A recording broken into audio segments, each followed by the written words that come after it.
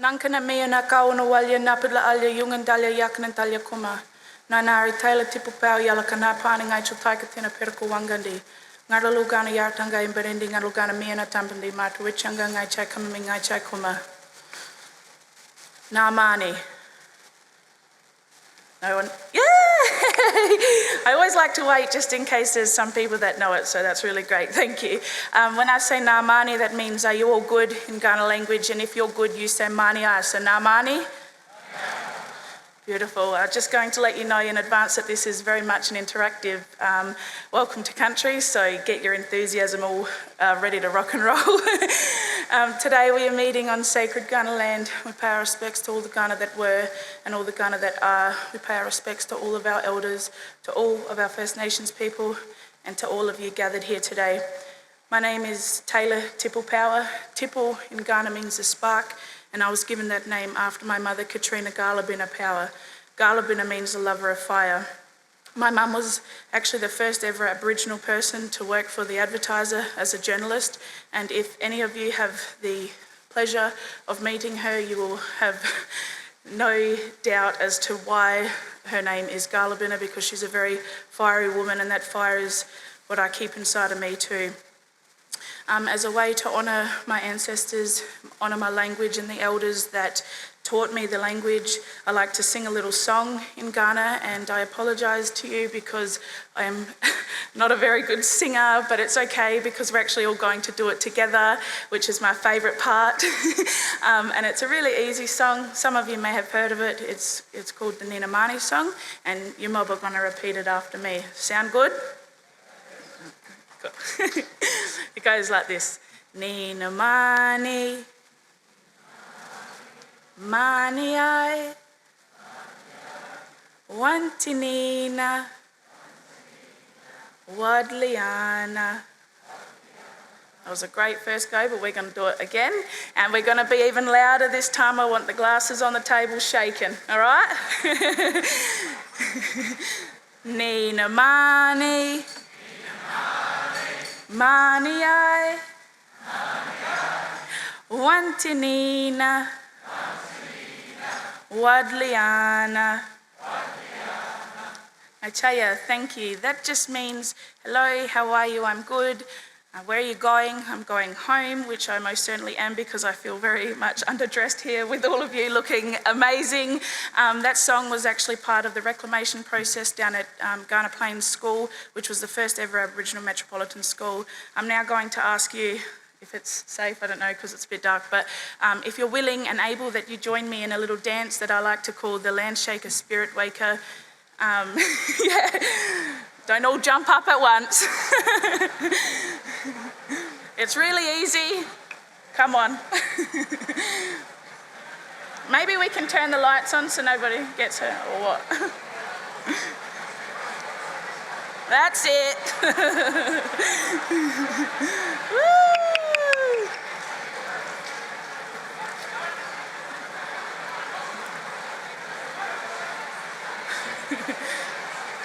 And it's really easy, it's just some stomping.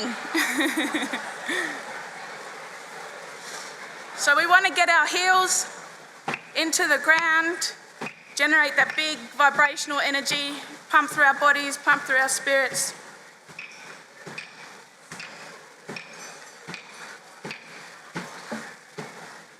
There's 900 of you here. I think we can get a bit more movement than that. Stomp with passion.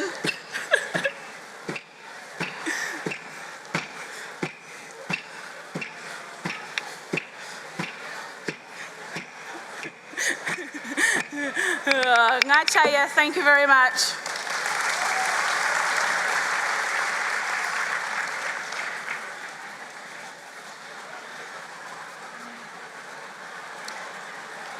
Before I go, I'd like to say Mani nā podni Ghana yartana padni pani mapuki mukabando.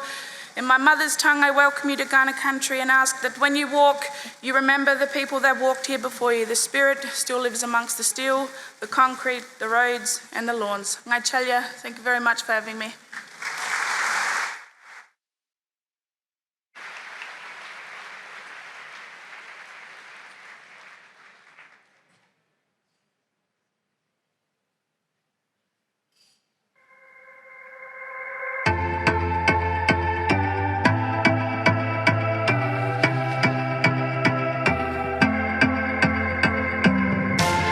were born to fly, so let's keep living till it all falls down. Let's close our eyes and let the moment drown the whole world out. We're in this together, feel our hearts beat together. We stand strong together. We're in this forever.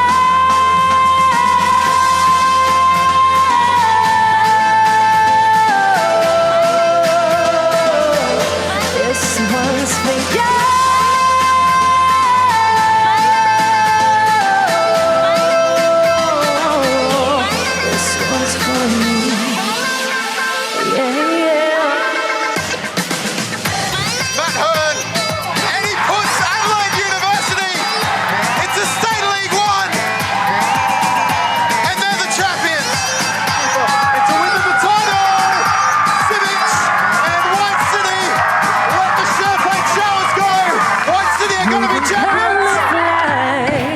We won't surrender, there's no standing down.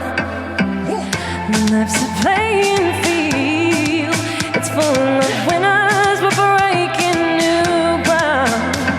We're in this together, feel our hearts beat together. We stand strong together. We're in this forever.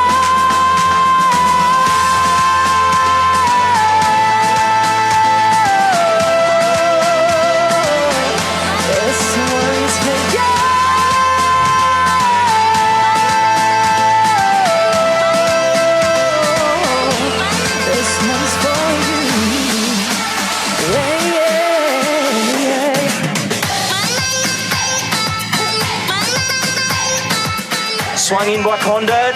Roy Haas! Kote Roy Haas! Well, she misses, and it's the grand final to Adelaide City. There it is. Whoa, wild scenes here.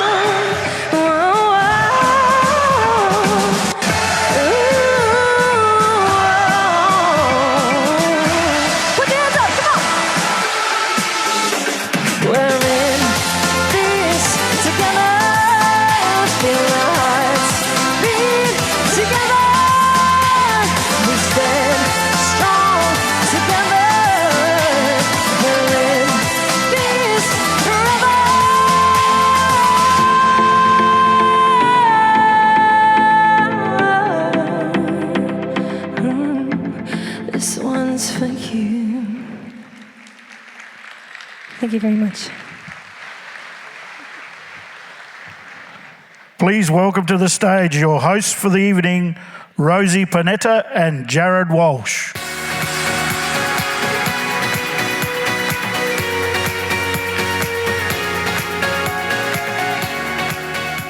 Ladies and gentlemen, it is my absolute pleasure to be your co-host for this evening at the celebration of football for 2021. Before we go any further, what a fantastic and powerful welcome to country from Taylor Power-Smith. Can you please put your hands together for Taylor? And she impresses every year. Claudia Miliaccio, please put your hands together. A great performance from Claudia. Now, the reason why it's so great to be back here having a look at 900 people is because the fact that we can be here doing it tonight. Obviously, last year it was a little bit different. We had the celebration of football done virtually, which we managed to do successfully, but to have it right here, and I can't say this highly enough, the Football South Australia team are exceptional in putting on an event like this, and the culmination of football in South Australia should be celebrated. Obviously, we should be grateful that we can do this with a large group of people. So I wanted to shout out Elvira, Matt, Wendy, and the whole Football South Australia team. This room looks amazing, and we know it's going to be a great night. We are going to be inducting 3 people into the Hall of Fame this evening, the highest distinction to be bestowed on an individual for football in South Australia. The 2021 RAA Celebration of Football is something we should be grateful for. We can gather as a large group of people and celebrate what's been a fantastic season. We have so many awards to get through. I am extremely grateful to be back here because I have a 9-month-old that doesn't sleep, and I told my wife that this is a 3-day convention. So basically, I've got an Airbnb across the road and I'll see her on Monday. So thank you very much for allowing me the opportunity to get a full night's sleep, and I'll be on the dance floor with 49 other people later on because we're only allowed 50 people on the dance floor. So good luck with that. You can sort that out. Let's go through the other COVID stuff because there's a thing called COVID. So the whole mask stuff, you are not required to wear a mask once you're in the room, which is great. When you go outside, you must wear a mask. And you would have noticed that we have COVID marshals outside that will tell you before you get to the point of walking out that you have to put your mask on. So do that because they are quite intimidating and I've already been in trouble once. Please make sure you have checked in with the QR code. Don't be like my mum who decides to send me a picture message every time she checks in saying I've checked in. She doesn't realise how that works, so please do that. And as I said, we do have a dance floor later. There's 50 people that are allowed on it. So whether we have a rotation policy or something like that, I don't know, but good luck with it. With your mobile phones, can you please make sure they are on silent, or even better, you can turn them off. In the event of an emergency, you will hear all of these noises, you will know it will make sense, and just make sure you have a look at the staff, they will direct you where to go. The one thing, and I reckon I only need to say this once, we have so many incredible people that are going to be saying some pretty special things on the microphone tonight, deserved award winners. So if someone next to you is making some noise when the people are making their speeches, just give them a little bit of a shove. Obviously nothing that is going to get them a card or anything like that, but obviously just a subtle shove and just say, just be quiet, and then we'll be able to get through this night very quickly. And ladies and gentlemen, before we get into the festivities of the evening, it has been such a difficult past 24 months for so many South Australians and so many people across the world, especially within the Football South Australia family. And right now, we would like to take the opportunity to remember those of the football family that have passed away during 2021.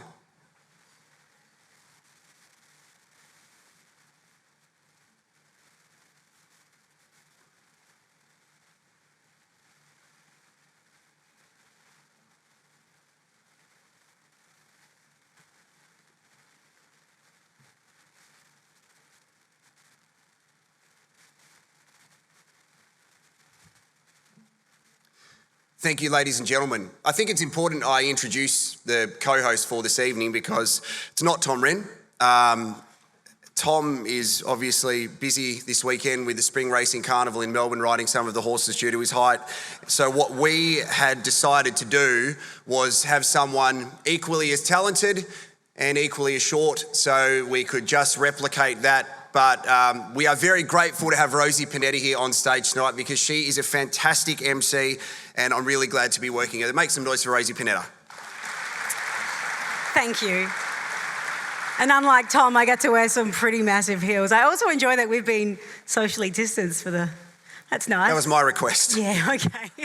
Thank you so much. I'm very excited to be here, honoured to be part of my first celebration of football. It is set to be a wonderful night, already looking fabulous, and we will recognise and celebrate achievements from players, coaches, volunteers, and of course, as we've heard, we will recognise the significant contribution of 3 very special individuals inducted into the South Australian Hall of Fame. But to kick off our official proceedings, please help me welcome to the stage tonight Football South Australia President, Mr. Sam Ciccarello.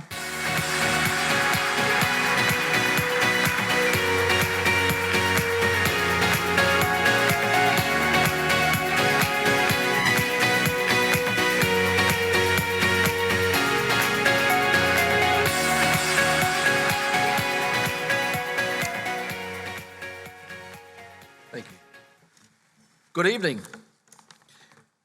I'm delighted to welcome the Honourable Corey Wingard, Minister for Recreation, Sport and Racing, Senator Anne Ruston, Federal Minister for Families and Social Services, Federal Member for Adelaide, Steve Georgianis, Katrine Hilliard, Shadow Minister for Sport, Recreation and Racing, Director of Infrastructure and Planning at the Office for Recreation, Sport and Racing, Adam Trotman, former Football SA President, His Honour, Judge Ralph Sulio, George Fotopoulos, President of the SA Amateur Soccer League, Ray Matthews, President of the SA Junior Soccer Association, Ross Callow, President of the Collegiate Soccer League, Chief Executive Officer of the Committee for Adelaide, Bruce Chuzet, Chief Executive Officer of Adelaide United, Nathan Kosmina, Football SA Corporate Partners, current and former Football SA Board Directors, Hall of Fame inductees, members and presidents. Welcome all to the RAA Celebration of Football, proudly supported by Claymore Wines. Tonight is an exciting time as we return to the traditional award presentation that brings together the football community to celebrate the past year. Reflecting on the collective achievements of the entire football family is important, and tonight's outstanding attendance is testament to the strength of the game and our football community in South Australia. Tonight also presents an opportunity to recognise and honour 3 new inductees into our esteemed Hall of Fame, the state's highest footballing award. I am delighted that we will induct Tracy Jenkins, Eric Norman and Tony Spagnoletti. All 3 individuals are outstanding additions to our Hall of Fame. There is an appreciable amount of momentum building as Adelaide and the state prepares to be a host city for the FIFA 2023 Women's World Cup. The formation of the board's Legacy Committee and the activation of the FSA Legacy Plan will assist football to capitalise on the opportunities presented as a result of co-hosting one of the truly most pre-eminent sporting events in the world. Football South Australia's Legacy Plan has 3 major strategic pillars. They are participation, women in leadership, and infrastructure. Our target for participation is to increase the number of women and girls playing in South Australia to 15,000 by 2025. To achieve this,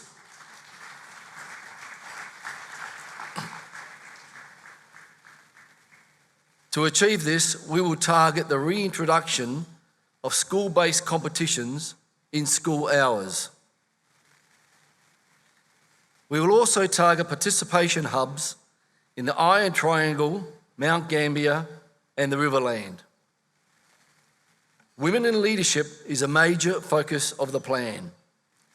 Football needs and will benefit from more women in leadership roles within clubs and associations and right across the code. We will implement a club-based Women in Leadership program to drive gender equality on boards. We will also establish a young female leadership program to talent bank young females who have been identified as future leaders in football. Infrastructure continues to be a major focus of Football South Australia. In the past 6 years, a number of projects have been completed and our partnerships with the South Australian State Government, local governments and clubs have proven to be very successful in supporting the continued growth and strength of football. We are committed to pressing on with our focus on infrastructure to ensure we can continue to improve the playing environment and experience for our ever-expanding participation base. A refreshed facilities strategy has been completed and a number of priority projects have been identified. Football South Australia will also direct attention on school sites and aim to facilitate investment in sports lighting and change facilities to open up more space for the women and girls participation base. We are strongly advocating for funding support at a federal government level, including with Senator Ann Ruston and locally with the Premier Stephen Marshall, Minister Wingard and the Office of Recreation and Sport to be able to realise our plan. We thank the state government for their significant investment in grassroots and community facilities and key infrastructure projects, including the soon-to-be-completed State Centre for Football, which we look forward to opening in 2022. The past year has been full of highlights. However, the recovery from the impact of COVID-19 by the football community in South Australia has been something special to be a part of. Participation numbers rose by 8% across men, boys, women and girls competitions.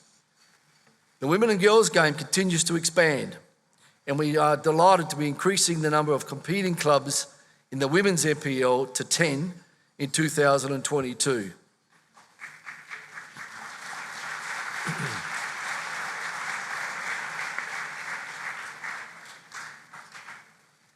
Adelaide Olympic did the state's football community proud in reaching the quarterfinals of the FFA Cup for the second time in the Cup's relatively short history. And although they were narrowly defeated by Adelaide United, it was a terrific spectacle, and the club did proud in showcasing our state's NPL competition on the national stage. We wish Adelaide United and, of course, Adelaide City well for the remainder of the competition. The game celebrated the 100-year anniversary for women's football in South Australia last year, and this year, my apologies, and in doing so set a new record for attendance at a local WNPL fixture with 1,500 spectators attending the event. The attendance record was short-lived, however, with over 1,700 attending the WNPL Grand Final at the new Mount Barker football facility, where we saw Salisbury Inter take out the Grand Final clash against West Adelaide in what was a magnificent showcase for women's football. The entire Grand Final week was a great celebration of football, and with Cooper Stadium undergoing major renovations, the RAA NPL final was moved to Martin, proving to be a great success with capacity of 3,000 all but achieved. Adelaide City ran out victors over the gallant Adelaide Comets outfit to take out the championship for the first time in 11 years. State League 2 champions Adelaide University achieved promotion, as did Port Pirates, while White City were crowned champions in State League 1 and gained promotion into the NPL along with West Torrens Bacala. The game is in great shape in South Australia, and I thank and acknowledge Football SA's Board of Directors for their drive and wholehearted commitment to their governance, progress and well-being of the game in the state. Thanks and a lot of credit also due to Michael Carter and the hard-working team at FSA, who are to be congratulated for delivering such positive and beneficial outcomes for our sport. In closing, I wish to again acknowledge the state government and in particular Minister Corey Wingard for your investment in football. As we all know, sporting clubs have an incredibly vital role in the health, vitality and social fabric of our communities. And as the largest participation sport, football in this state is an important contributor to that social dividend. We look forward to continue to work closely with you in the future. I would also like to thank our growing list of corporate partners, our club and association presidents, committees and boards, and the thousands of dedicated volunteers who support the game in South Australia. Without you, the game would not be in the position it is today. I trust you'll all enjoy the evening, and congratulations to all the award winners. Thank you.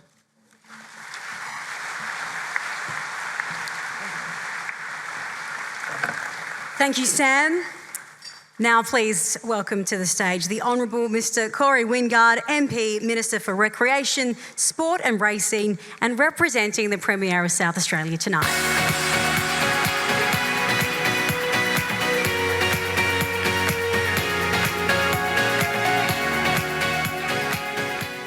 Thank you very much. It is wonderful to be here. Can I start by thanking Taylor for the welcome to country and acknowledge that we do meet on the traditional lands of the Kaurna people and pay our respects to their elders, past, present and emerging.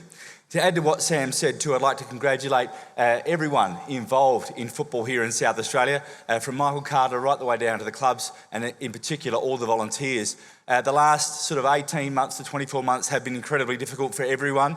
We know and understand that, but I just think sport across the board, but football in particular, has done a really amazing job to keep powering ahead, to keep people playing, to keep our competitions going, and I think they all deserve a round of applause. To hear some of those numbers that Sam spoke about, a 10% increase in women's teams, that growth is amazing, especially during COVID times. And I'm told a 25% increase in girls' mini-roos teams, which is just fantastic. And also, of course, with the Women's World Cup. Yeah, a round of applause for that. I think it's fantastic too. With the Women's World Cup on the horizon, we know the excitement is going to grow. I remember being at the announcement with Jenna McCormick, and she was just saying how exciting it's going to be, not just for girls and women players, but for everyone. I think South Australia really has led the way, and we'll get right behind the teams that play here in South Australia, and that's exciting. Sam talked about the state government's investment, and I'm really proud to be here tonight representing Premier Stephen Marshall and our government's investment in sport, more than $400 million, a key component of that going to grassroots sport to develop those facilities that Sam talked about, to make sure we have inclusive facilities that allow more people to play and more people to get active. We know how important that is, getting people active. 97 million of that $400+ million has gone into football, and I think that is absolutely outstanding. Be it Hindmarsh Stadium, the state centre that Sam talked about, or local jurisdictions and local clubs, Croydon Kings, the Cove Football Club, I know, going up there on Majors Road as well, the Women's Memorial Playing Fields. These are great facilities that will be useful and beneficial right across the board and facilitate the growth that we know that's going to come. And when we came to government, we put an infrastructure plan in place to make sure that we could deliver against the infrastructure South Australia needed, and football infrastructure was a big part of that. Our focus was on strategic investments into infrastructure and programs that benefit athletes and benefit communities and clubs, and that is really key. We want to make sure we have better facilities so that people get a greater experience, and that rings true to what Sam said as well.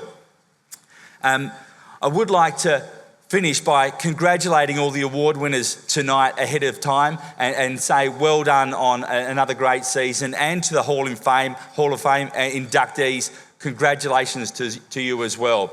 With that, I trust you'll enjoy the night. Thank you for all you do for the game. We look forward to many, many successful years ahead. Thank you.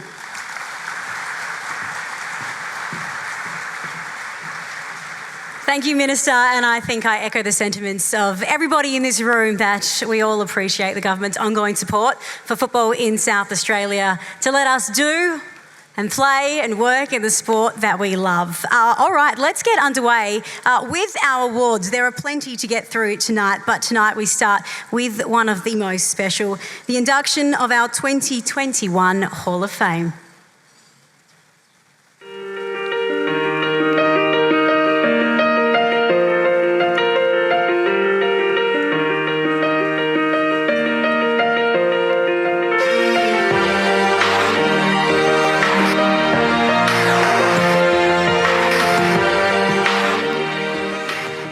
Now, ladies and gentlemen, to be inducted into the Football South Australia Hall of Fame, it is the highest recognition that a person can be bestowed for their contribution to football in South Australia.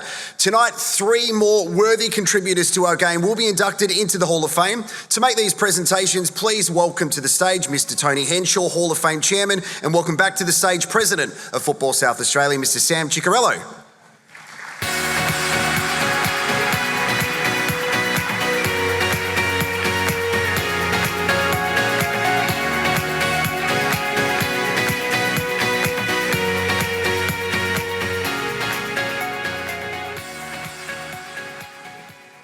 Thank you. President of Football South Australia, Mr. Sam Ciccarello, members of the board, distinguished guests, ladies and gentlemen, we have reached the time in tonight's proceedings where we are about to recognise individuals who have made a significant contribution and genuine commitment to the game of football here in South Australia. This year is the 18th time the Hall of Fame Awards have been held in conjunction with the Player of the Year Awards. It was unfortunate the Hall of Fame Awards could not take place last year because of COVID. The Honours Committee deemed it would be inappropriate to do it as a virtual presentation.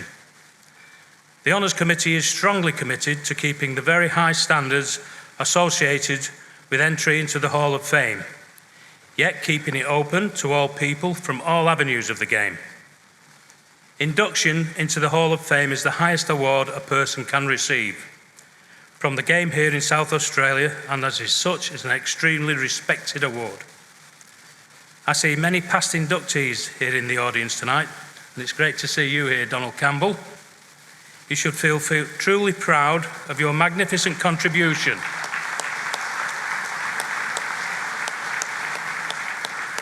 Your magnificent contribution to the benefit of the game here in our state. Very shortly, we will be adding another 3 names to that list of very proud individuals. Back in 2003, when Dennis Harlow, OAM, our first chairman, along with his committee, Mr. Jack Smith, OAM, and Mr. Alan Crisp, put forward the first people to be inducted. It took them hundreds of hours researching and double-checking all the information on scores of people who had been involved in the game in over 10 decades, before they eventually came up with the names of 49 very special people. Unfortunately, over the past 2 years, 3 of our most revered members have passed away. They are Mr. Charlie DiBartolo, Mr. Jim Lawrenson, and Mr. Charlie Horvath. 3 wonderful individuals who did so much for the game over many, many years. From everyone in the football family, our condolences go to the families. Since 2003, that figure of 49 has steadily grown, and with tonight's inductees, it takes it up to 110 very special individuals.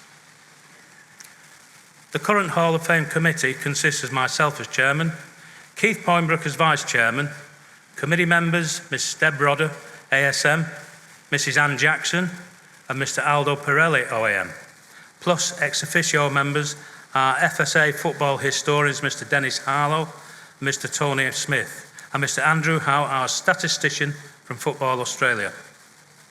Like everyone in the football community, the Hall of Fame Honours Committee, along with Football South Australia, are looking forward to the next year when we can have all our Hall of Fame members' names and stories on show with all the wonderful history of South Australia in our very own football museum, at the new home of our football here in South Australia.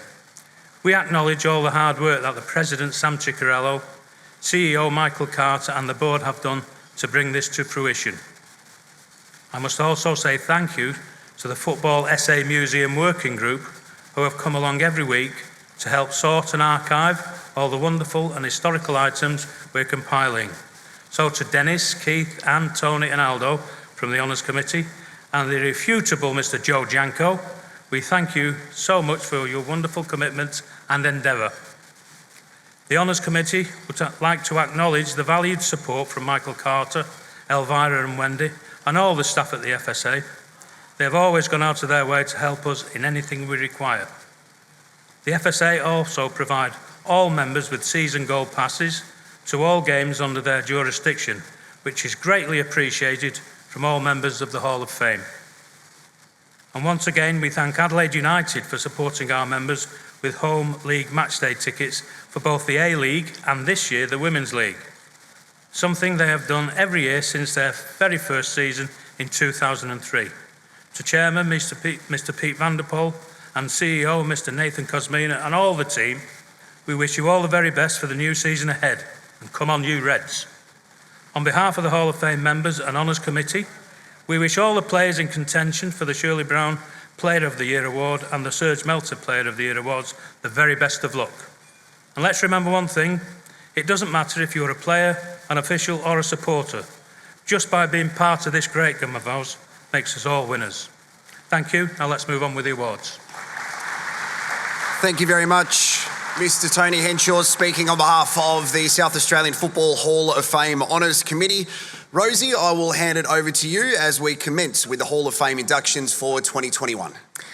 All right, the first person to be inducted into the Football South Australia Hall of Fame this evening is Eric Norman, who has been inducted into the Hall of Honour as a member for his outstanding contribution.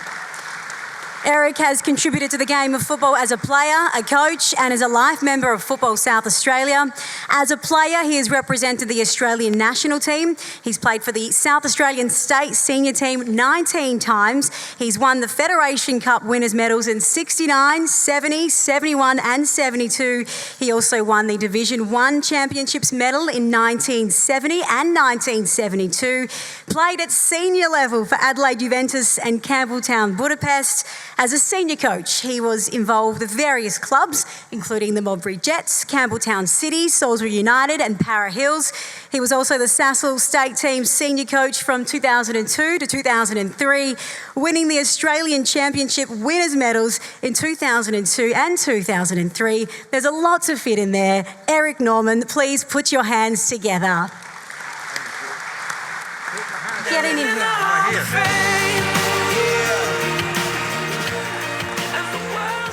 Well, it's a lovely night tonight, isn't it? 800, 900 folk I don't even know. And I've been inducted in the Hall of Fame. Well, I did play in my young days. It wasn't too bad. A lot of folk liked me. A lot of folk hated me. But I think I was a character of, I had high skills. I was proud to be a member of the South Australian Soccer Federation's state team.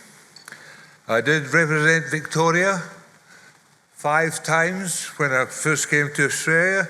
I did get a little smidgen of the Australian team once in Sydney. I was a member of Raleigh Radic's 1972-74 World Cup squad. Didn't get picked, but that's fine. That's the game, all right? Hi, listen. But I'd just like to thank Sam, Tony, Mr. Wingard, who are here tonight. They remember me. I'm an old man now, but I love this game. I left school at 15 and went to Chelsea Football Club. Okay? Pretty big ask for a wee boy from a little village in Scotland to go to London. Anyway, I did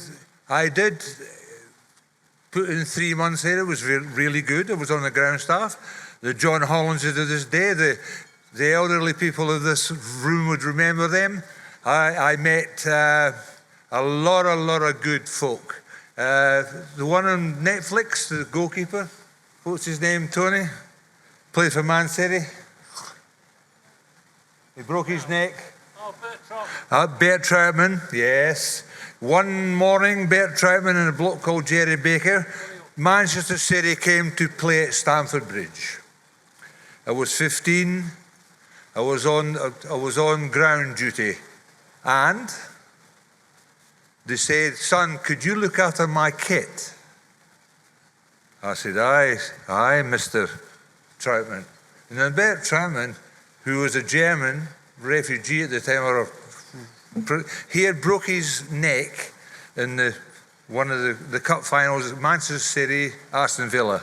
And they gave us, there was John Hollands, if anybody from London can remember John Hollands, and Chelsea in England. We got £10 each for looking after the kit, right? So I didn't last that long in Chelsea. So I came back to Scotland. And I went to Hibernian Football Club. You know, there's a few Aussies playing for Hibernian Football Club these days. All you guys out there who are knowingly good footballers, go, because if you haven't got a fixed eye glaze, you'll never make it. Because coming from a place like Australia, easy for me, as a young teenager coming to Australia, I grew up in the hard times, okay? But to go and make it in Scotland, England, Ireland, or Wales, or in Europe, you deserve it. Anyway, I come to Australia, I was 20, nearly 20. Oh. One of these immigrants, you know these £10 poms? I was one of them. Hurry up, you're nearly Hurry up. Hurry up, Tony. Tony said, hurry up. Okay. So anyway, I came to Victoria, played with Melbourne's of Venice.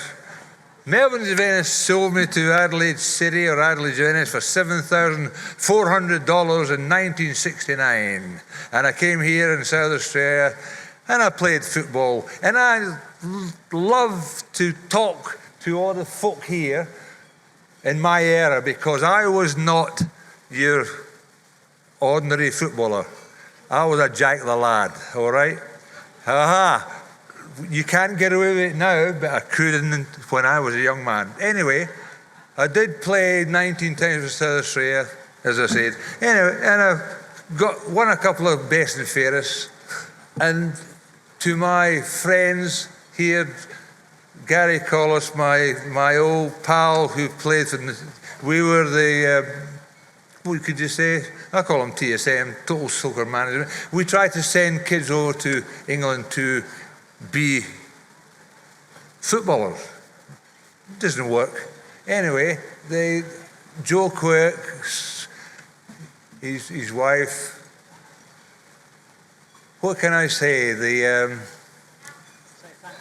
I say, Tony says thank you, but as the last said, we did finish up, Mr. Collis and I, undefeated South Australian amateur soccer coaches in 2 years, Melbourne, Perth, Tasmania, the Riverland, and I'm pretty proud of it. And for all you guys out there, and all the folk I had, oh, it's beautiful. You're wonderful in your own way. Thanks very much. Is that all right?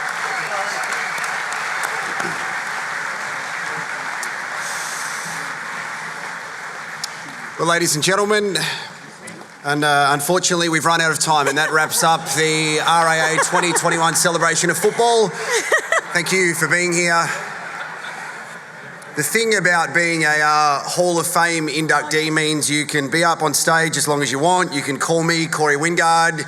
It's probably the most offensive thing you've heard, Minister. Which, we go to the same hairdresser, obviously, but that's about it. But okay. Just need a breath, hold on. I reckon he could have a podcast. Just side note. Yeah, well, I think you guys ready to move on? All right, great, let's go. Ladies and gentlemen, our next inductee is Tracy Jenkins, who's being inducted into the Hall of Honour as a member for outstanding contribution. Tracy has contributed to the game of football as a player and coach, player life member, South Australian Women's Soccer Association and Football South Australia, and awarded a 10-year medal by Australian Women's Soccer Association for representing South Australia as a player. As a player, Tracy represented the state and the Australian national team at senior level, won the league best and fairest in 1984, league winners championship medals and cup winner medals with Dynamo Uni 1987, and also cup winner medals with Renegades in 92, the South Australian Women's Soccer Association Player of the Year in 93, and gold medals in the Asian Masters Games in 98 and 2000. As a coach, she was Stuart Marion's women's senior team, 99 to 2001, Masters team in 2001 and 2005, and also head coach of the Wakala Indigenous girls team in the Indigenous Football Festival in Townsville in 2009. In 2019-20 was coach of the Salisbury Inter WNPL senior team, and 2019 was WNPL Coach of the Year, the Bob Bush Trophy. Ladies and gentlemen, please put your hands together for Tracy Jenkins. Thank you very much. I feel very honoured to be recognised, and I would like to take this opportunity to recognise those who have influenced me throughout my time in the game. There have been so many people who worked hard as volunteers to build the women's game since its beginning in South Australia in 1978. At this time, I was a young player. In 1979, the first two South Australian players, Di Hall and Jill Latimer, were selected for the Australian team. Jill Latimer, at the time, had convinced my sister and I, after seeing us at a school tournament, to play soccer. Jill then went about picking us up for every training session. She took us to the headquarters of the FFSA, which was a suburban house at Elizabeth West. In the back shed, they kept the registration papers. We took our black and white photos, gave them to Vic Smith and his wife, and they glued it to a pink card, and then we were registered. Jill continued to drive my sister and I to training, like so many people do now. That was so important to Louise and I. And hopefully we never lose sight of the importance of doing that for young players. At the time, Anne and Sue Sargent, Sonia Martins, Di Murphy, Shirley Brown and Deb Rodder were tirelessly trying to keep this game going, the women's game. They worked so hard to establish a committee, create fixtures, find referees, find playable pitches. Wendy Carter went on to carry on that legacy. As a player, I went into championships, cups, went on state trips, and was very fortunate enough to gain a national selection. At that time, I didn't really appreciate the efforts of the volunteers. It was all about football for me at that stage. When I left football as a player, I became a coach, and Kevin McCormack gave me the opportunity to coach an elite level. First the SASSI program, then I got a scholarship with the Australian Institute of Sport. I was very privileged, and to this day feel very privileged to have travelled overseas and worked with national programs. Finally, with the pressure of work commitments, I returned to community football. I was convinced to go back to Adelaide Uni by Kevin Houlihan to build the uni program so that the uni team could get back into the WNPL. What I saw when I got back there was the tireless work again of the volunteers, their passion, the commitment that they put into developing this game, both in the women's and the men's program.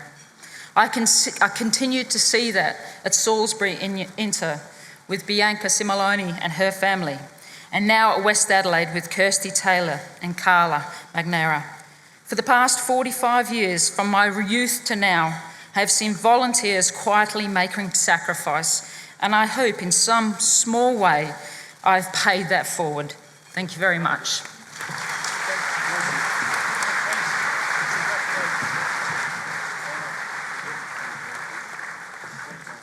Congratulations again to Tracy. The last person to be inducted into the Football South Australia Hall of Fame this evening is Tony Spagnoletti, who has been inducted into the Hall of Honour as a member for outstanding contribution. Tony has contributed to the game of football as a player, a coach, match official and administrator.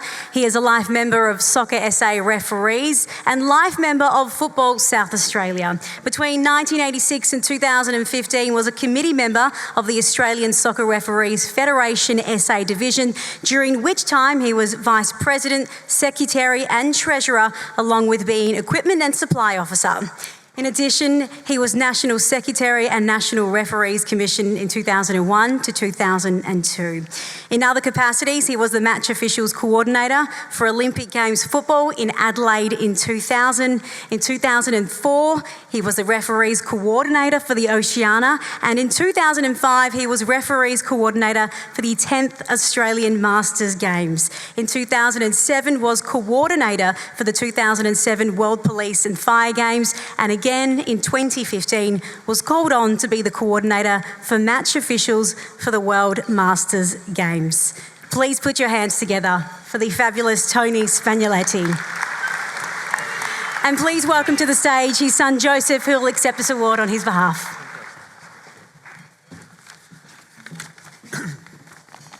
Good evening all. I'm Joseph Spagnoletti, the eldest son of Tony. I'm just delivering this thank you on his behalf. He's got a medical condition that doesn't allow him to speak clearly. The following is being read in his own words. I began my journey in officiating or refereeing in 1980 when a group of friends took over Newton City Soccer Club in the SA Amateur League, and I became the club secretary.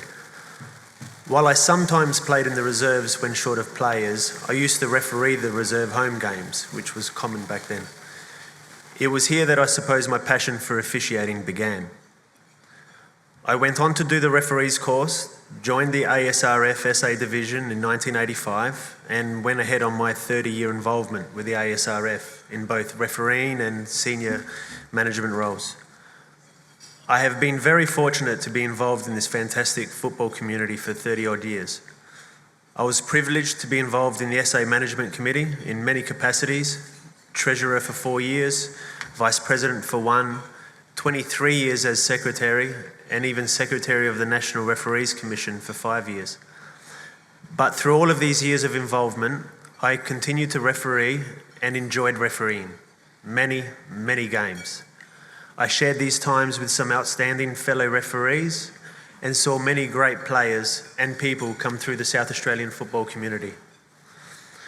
I'd like to thank Football South Australia and the Hall of Fame Committee for this honour, especially the Chairman, Mr. Tony Henshaw, for endorsing me as an inductee into the Football SA Hall of Fame.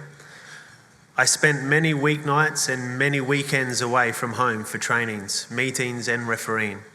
For this, I'd like to thank my wife, Carmel, whose enduring support made it all possible. I also thank my children, Joseph, Marie and Carmen, who supported their mother and I through all these years. And for the later years, I also wish to thank Joseph's wife, Daniela, and their daughters, my granddaughters, Isabella and Sophia, as well as Carmen's partner, Rachel, who along with my children and wife have given their continuous support and love whilst I've fought these diseases that have inflicted me. Lastly, I would like to thank every single referee colleague, player, club official and volunteers for their support and friendship throughout the years. In particular, I would like to thank Arthur De Ferdi, Orazio De Carlo and Nick Ranich, who were the Federation's referees commissioners. I would like to thank John Miller and Herb Clark, who were the presidents of the referee branch, as well as fellow committee members Tony Martella and Frank Krupi. There are many more, many, many more. Thank you all and enjoy the evening.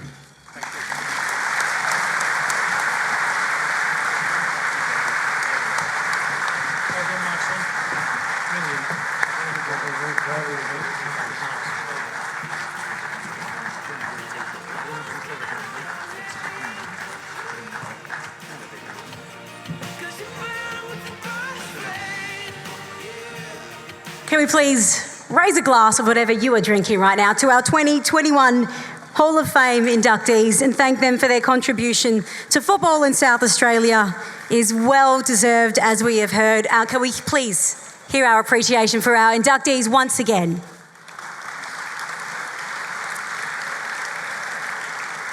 We are about to take a short break for entree, but before we do that, look at you, Jared. Oh, shiny in the middle there.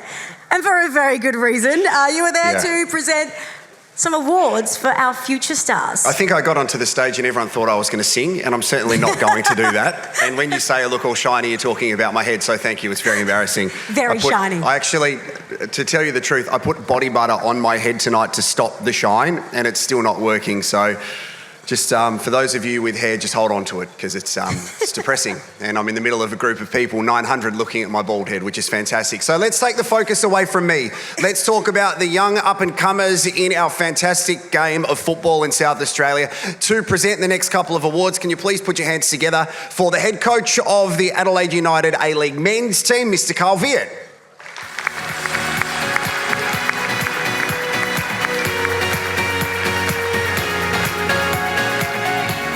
Now we're going to sing a duet, Carl? Definitely not.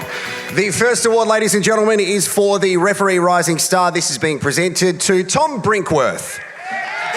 In addition to his regular weekly officiating, his talent has been highlighted with his selection to the following games: the 2021 Federation Cup Reserves Final as referee, 2021 State League Reserves Grand Final as a referee, 2021 Reserves National Premier League SA Grand Final Assistant as an assistant referee. Congratulations, Tom. Well done, mate.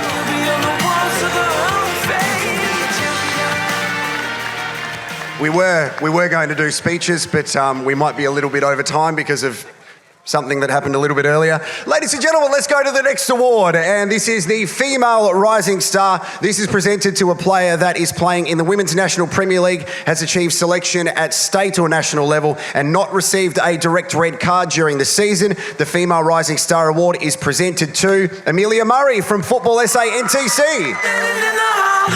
At the age of 16, Amelia is playing in the Women's National Premier League, and in 11 appearances, she scored 9 goals. A forward of note, a potential being recognised for the Junior Matilda program. Make some noise for Amelia.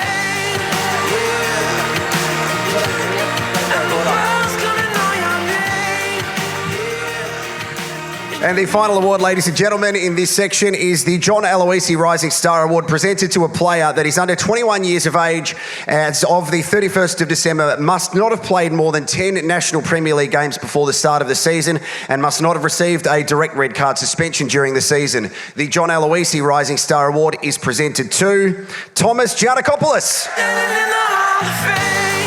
He's from the Comets, 16 years of age, playing centre-back in the National Premier League, the winning team at the Adelaide Comets. He was selected this year in the National Talent Identification Program. Trevor Morgan as a potential Australian Joey's player.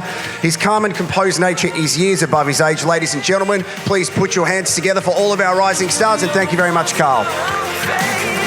We're going to have a quick break for entree, and we will be back with more awards very soon.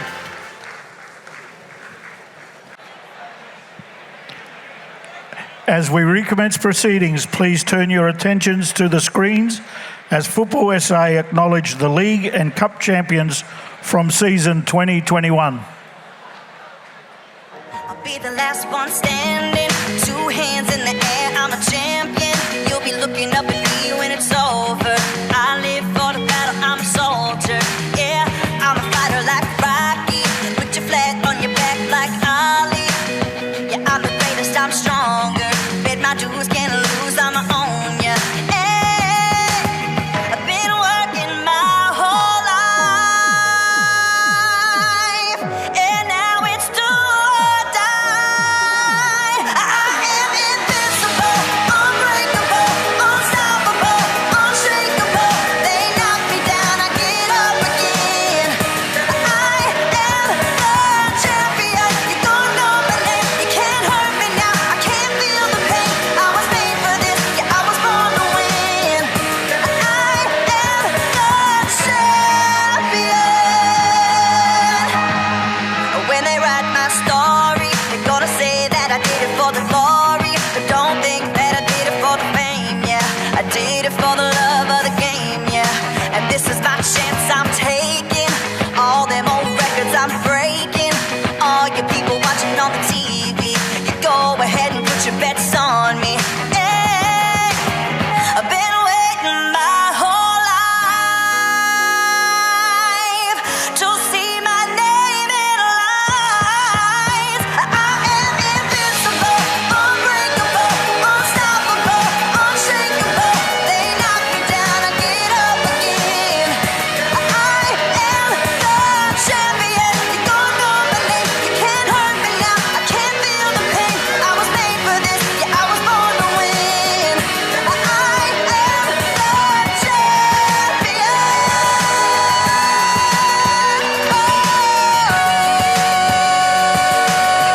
Born champion. The C is for the courage I possess through the drama. H is for the hurt, but it's all for the honor. A is for my attitude, working through the patience. Money comes and goes, the M is for motivation. Gotta stay consistent, the P is to persevere. The I is for integrity, innovative career. The O is optimistic, open and never shut. And the N is necessary, cause I'm never giving up. See, they ask me how I did it, I just did it from the heart. Crushing the competition, been doing it from the start. They say that every champion is all about his principles. Carry. I am invincible, unbreakable, unstoppable, unshakable. They knock me down, I get up again. I am the champion. You don't know my name, you can't hurt me now. I can't feel the pain. I was made for this, yeah, I was born to win. I am the champion. Yeah. Surpassed all rivals. It's all about who wants it the most. Fight for what we believe in. That's what champions are made of.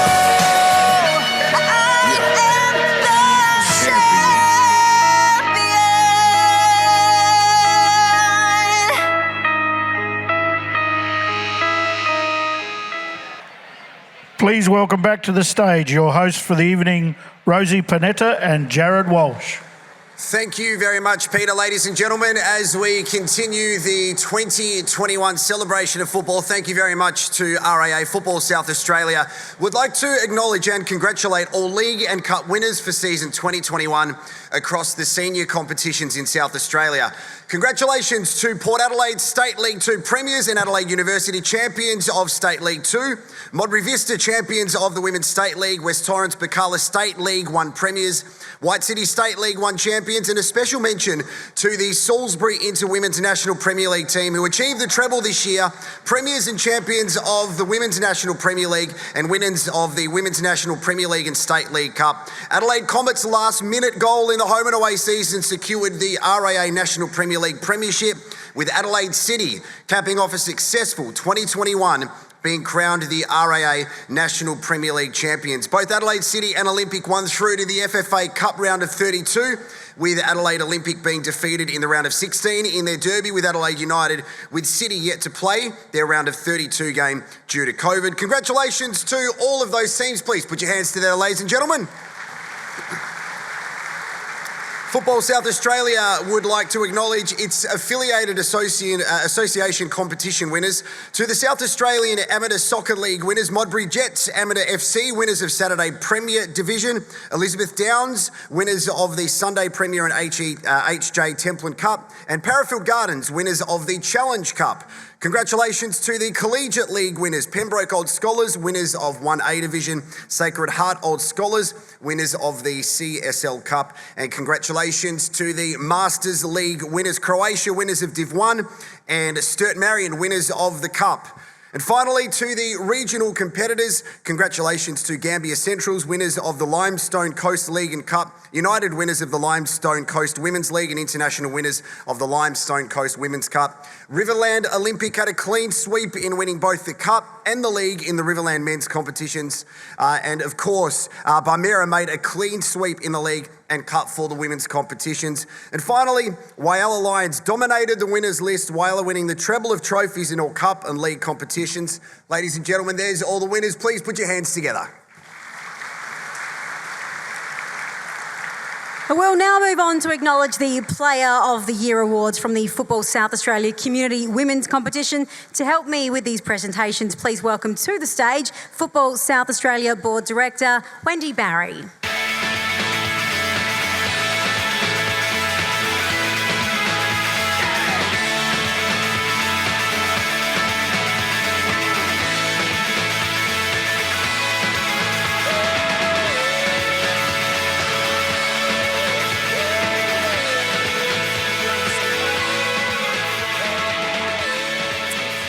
Starting with the Women's Division 6 North League Player of the Year, from Anglevale, Shannon Chomick. And the Women's Division 6 South League Player of the Year is awarded to Florence Russell from Sturt Lions.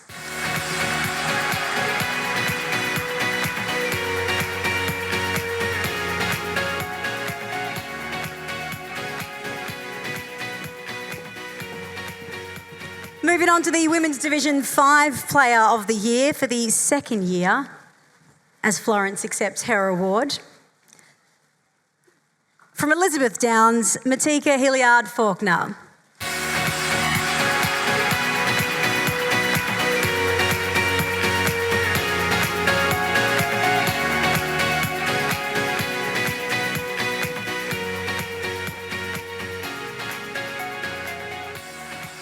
The Women's Division 4 Player of the Year, from Croydon FC, Taylor Staybill.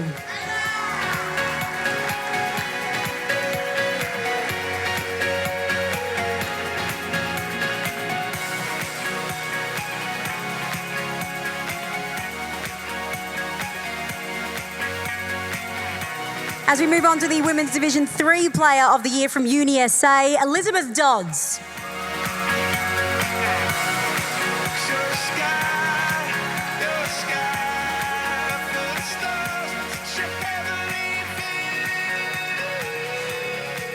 Our Women's Division 2 Player of the Year from Croydon FC, Siri Stewart.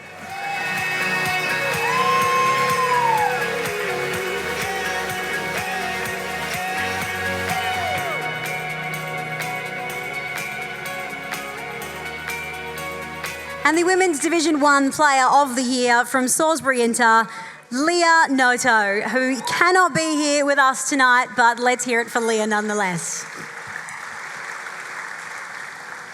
Thank you very much, Rosie. We will now move on to recognise the reserve and under-18 individual award winners from the National Premier Leagues and State Leagues competitions. Wendy's going to stay up here and present these awards. The winner of the State League 2 Under-18 Player of the Year from Adelaide University is Matthew Lill.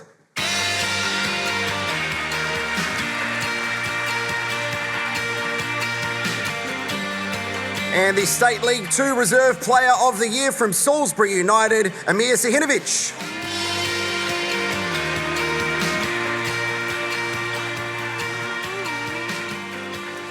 The next award, ladies and gentlemen, is the State League 1 Under-18 Player of the Year, named after Rab Jones. Rab was a distinguished player during the 60s, a former winner of the West End Medal and State Player. Rab's unable to be with us tonight. The Rab Jones Award for the State League 1 Under-18s Player of the Year from Modbury Jets is Braden O'Connor.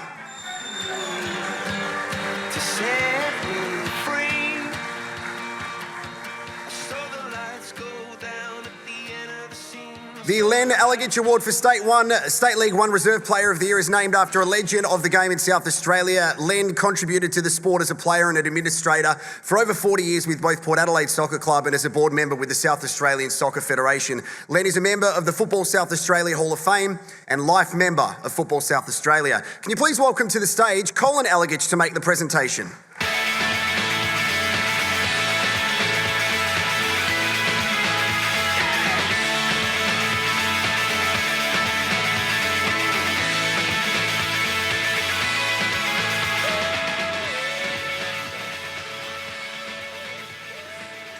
Ladies and gentlemen, the Len Allegich Award for State League 1 Reserve Player of the Year from Fulham United, Andrea Leonello.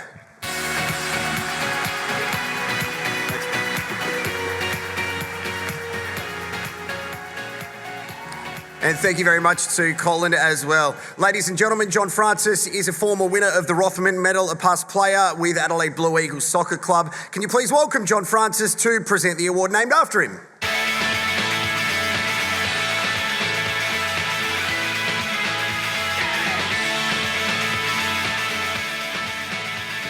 And ladies and gentlemen, there are joint winners of the John Francis Award for the RAA National Premier League SA Under-18 Player of the Year, and they are from Adelaide Blue Eagles, Eliad Peroni, and from Cumberland United, Ned Stiles.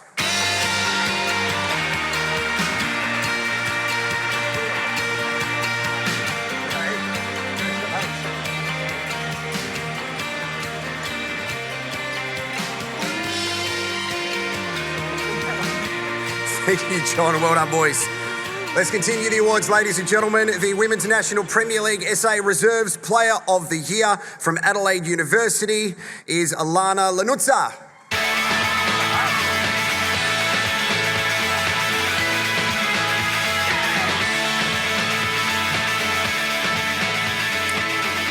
And the final award in this category is the Charlie Caruso Award for the RAA National Premier League SA Reserves Player of the Year. Charlie Caruso is renowned in the world of football, a former president of Adelaide City and chairman of the South Australian Soccer Federation, also a member of the Australian and South Australian Hall of Fame. The Charlie Caruso Award for the RAA National Premier League SA Reserve Player of the Year from Adelaide Comets, it's Nicholas Ikonomopoulos.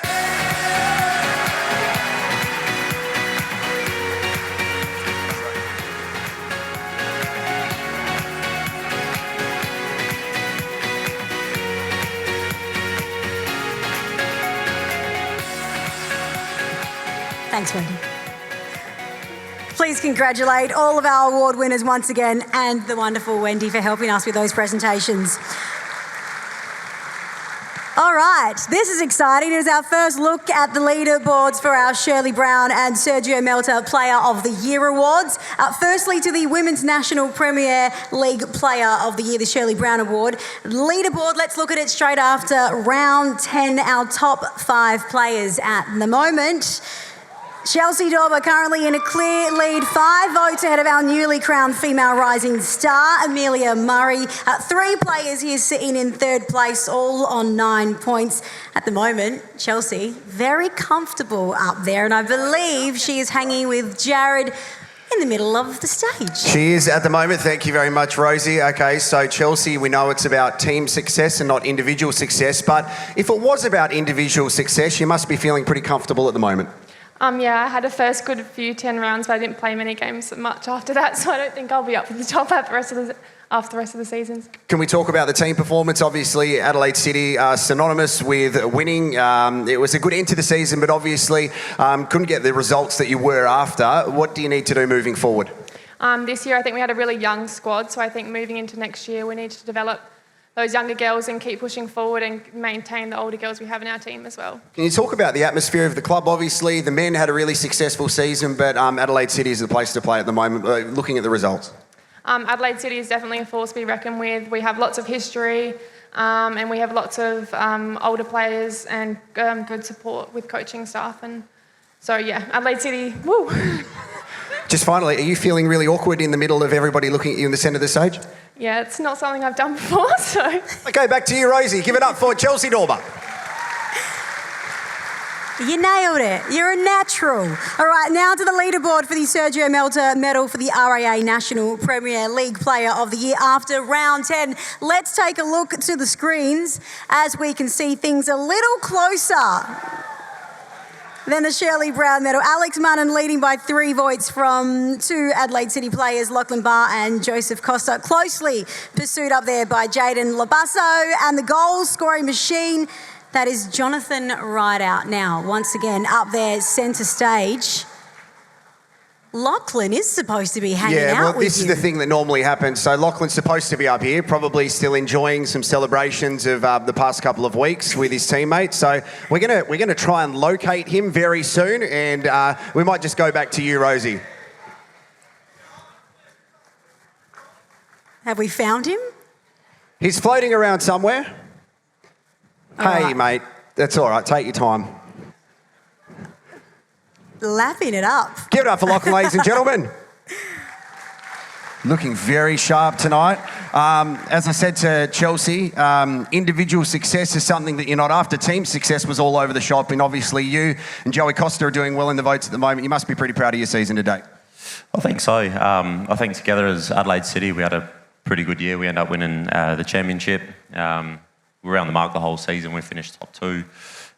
Made the cup final, qualified for the FFA Cup. So as a team, I think we did quite well. So what happens now, though? Because obviously we're waiting for that match, which was rescheduled with the FFA Cup.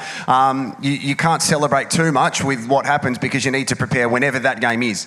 Yep. So our season obviously finished when we played the grand final. We've got another game to prepare for on the 1st of December, I think. So we've just got to keep training for the next month and get ready for Melbourne Victory or Perth. And Chelsea mentioned the atmosphere and the culture Adelaide City is bringing success in. I'm sure you can speak volumes of that. 100% agree with Chelsea. Adelaide City brought the right people in. Good coach, good players, good chairman, good supporters. So the club's on the way up. All the best for the rest of the count. Thanks, Jared. Cheers. Back to you, Rosie.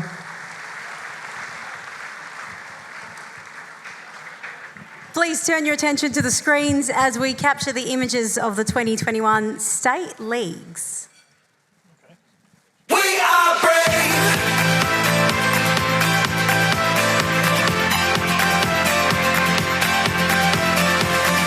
We might bend or even break. The journey's long, but we will celebrate when we get through the valley. We're not defined by the fall. We'll get back up, keep pressing through these walls. It's worth the fight. And we say, hey, hey, when we go through the fire, heart and head, hope alive, it'll be okay.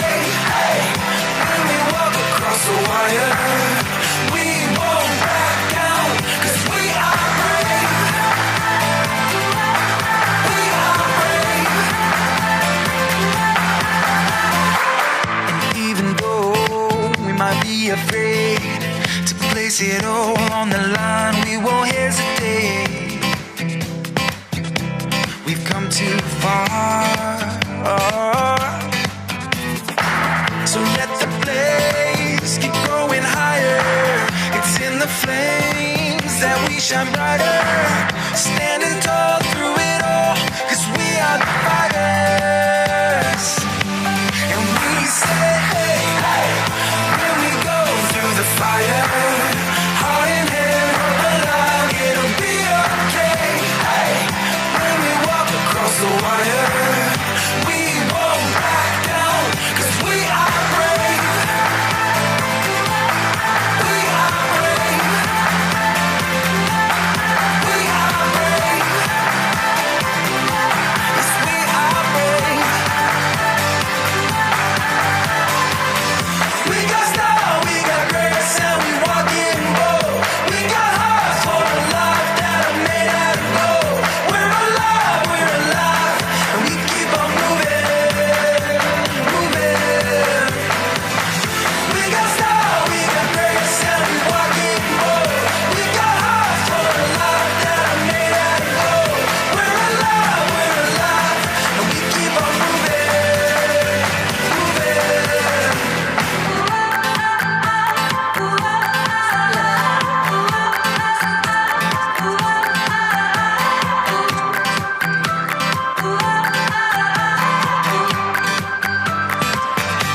And we say, hey, hey, when we go through the fire, heart in hand, hope alive, it'll be okay. Hey, when we walk across the wire, we won't back down, 'cause we are brave. Hey, when we go through the fire, heart in hand, hope alive, it'll be okay. Hey, when we walk across the wire, we won't back down, 'cause we are brave. 'Cause we are brave. 'Cause we are brave. 'Cause we are brave,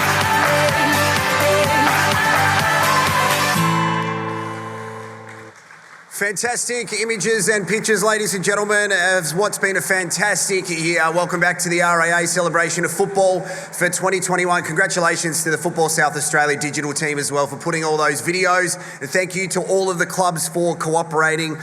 It makes some fantastic vision on the big screens. The next set of awards will recognise the individual and award winners from State League 1 Women's League and State League 2. To make the presentation of the State League Awards, please welcome to the stage Football South Australia Board Director Dave Hewitson.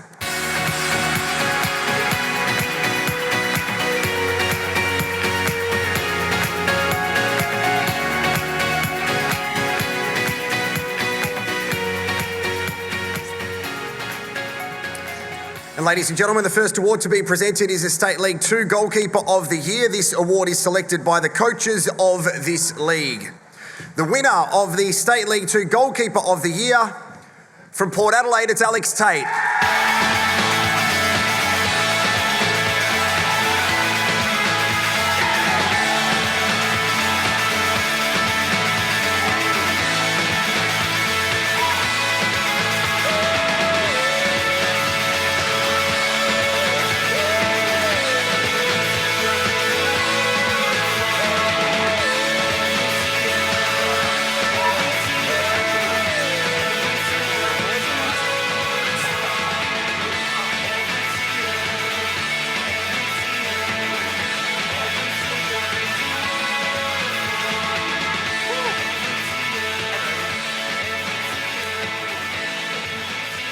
Alex, are you sure you don't want to? No, you're more than welcome to thank some people. I think your teammates want to hear from you. I won't take too long. Yeah, it was a good year for the club. Thought we were in a bit of trouble when COVID hit. I think it was 6 points back, but we won the league. That's the most important. We're in State League 1, so yeah. See you next year. Thank you.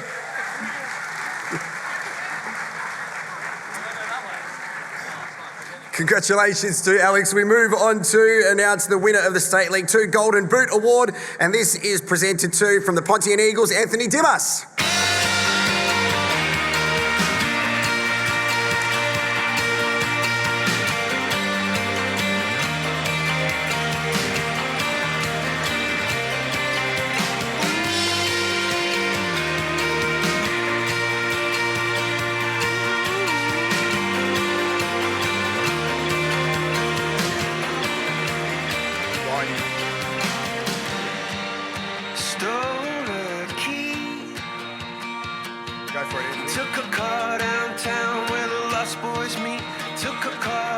speak.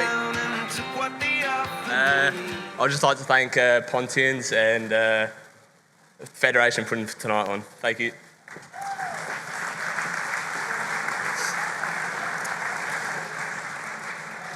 Ladies and gentlemen, the State League 2 Coach of the Year is voted upon by the coaches from this league and acknowledgement by their peers. And the winner of this award, from Adelaide University, it's Michael Matriciani.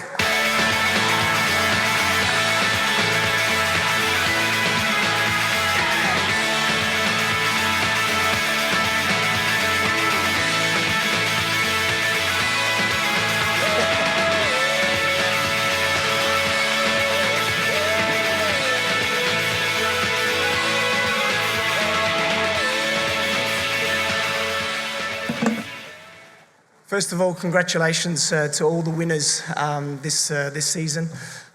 For me personally, it was a great honour to get brought in by Raf Frasina and Luigi Pavia, and they sold me the vision of Adelaide Uni, which I bought into it straight away. I think it's a club with great potential to keep growing, and I'm very, very proud of the effort that I did with my staff and all the players to get to the club where they are at the moment, and I wish them all the best for the coming seasons in the future. Thank you very much.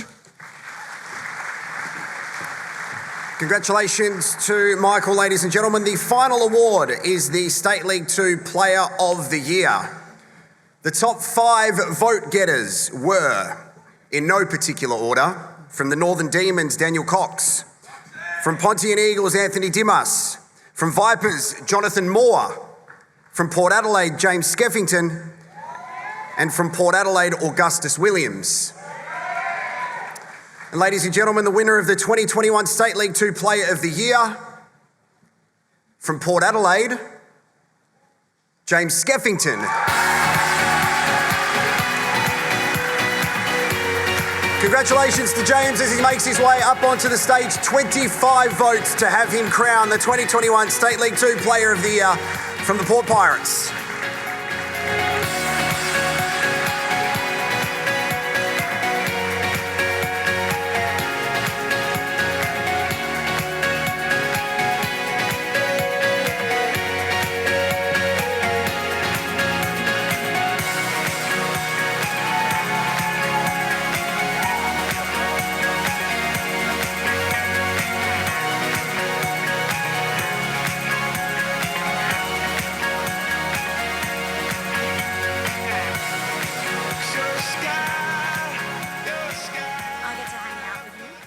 No worries.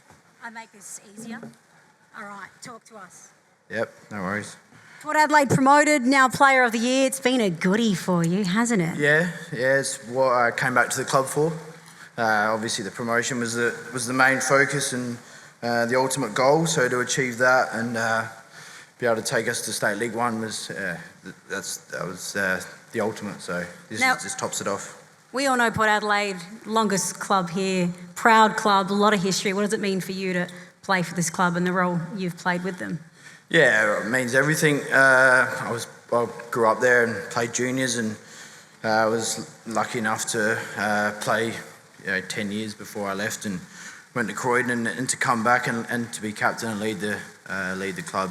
Yeah, it means everything to me. So now, this is a big way to end the season. How do you top it? What's in store for next season? I just want us to compete with, I know I've played at that level, and even at the NPL level, I know what it takes to play at that level, and I just want us to, as a club and as a playing group, to go and compete and do what we can, because I know where we deserve to be, and I've been there before with this club, and the ultimate goal is to get back there. So, well, like I said, it's a big group of people, it's a big club, and it's a big award, so I'm going to leave it to you to I assume thank a whole lot of people. Yeah, thank you very much.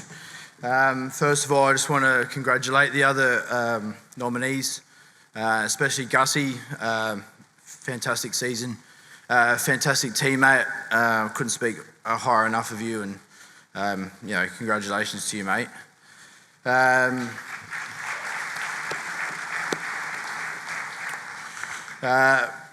Congratulations to Adelaide Uni for being champions. Thoroughly deserved as well. You're with us at the top for for most of the year, so congratulations on your promotion. To my club, to Port Adelaide, I want to thank everyone involved, the committee, through to the volunteers. It's a very special place, and it means the world to me. So can't thank you enough for the support you've given me, and to lead the club on the field. It's a privilege, so I'd like to thank you guys. To my teammates, I wouldn't be standing here without you guys. It's not an individual sport. We play it because it's a team-orientated game, and I love leading you guys. It's a privilege to play with you every week, so I'd like to thank you guys. To my family, the support that you've given me over the years has put me in the position that I am, so I couldn't speak. I love you guys to death, and I appreciate everything you've done. My mum, my girlfriend Ashley, and my daughter Harper, thank you for your support and grounding me and everything you do for me off the field. I really appreciate that. I'd like to congratulate Eric, who was a massive part of me growing up as a player and an inspiration, and congratulations on your Hall of Fame, thoroughly deserved. So, and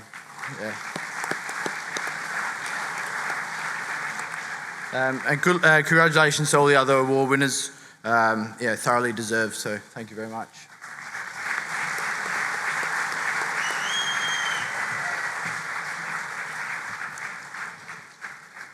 We now move on to recognise the individual award winners of the Women's State League competition. The first award is the Goalkeeper of the Year. This award is voted on by the coaches of the Women's State League. And the winner of the Women's State League Goalkeeper of the Year from Modbury Jets is Abby McCarthy.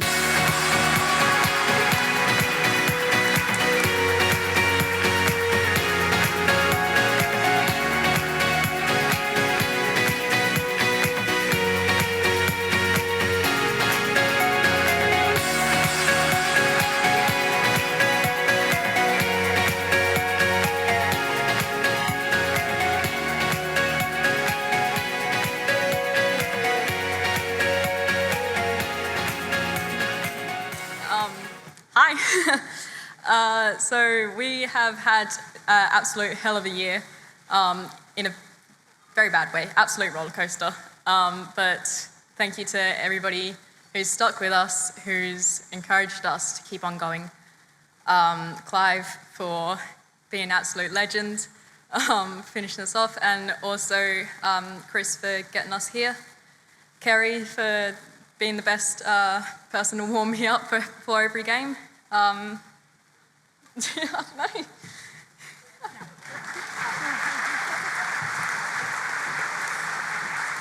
the most joyous winner of the night. All right, the next award is the Women's State League Golden Boot.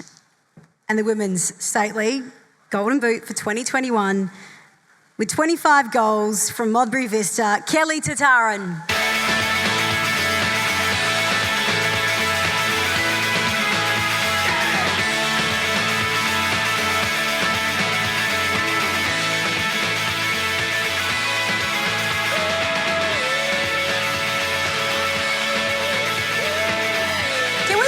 For Kelly, who was making her way up from far back with the crutches.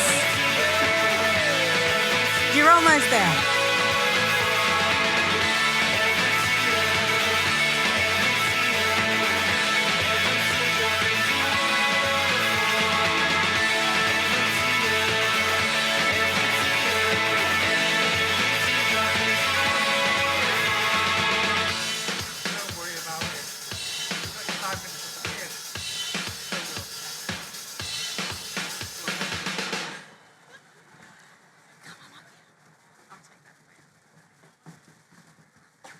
Really milking it today, sorry about that. I just wanted to say that this would not have been possible without our coach, Duncan Song, leading us this year, and the team behind me. So thank you.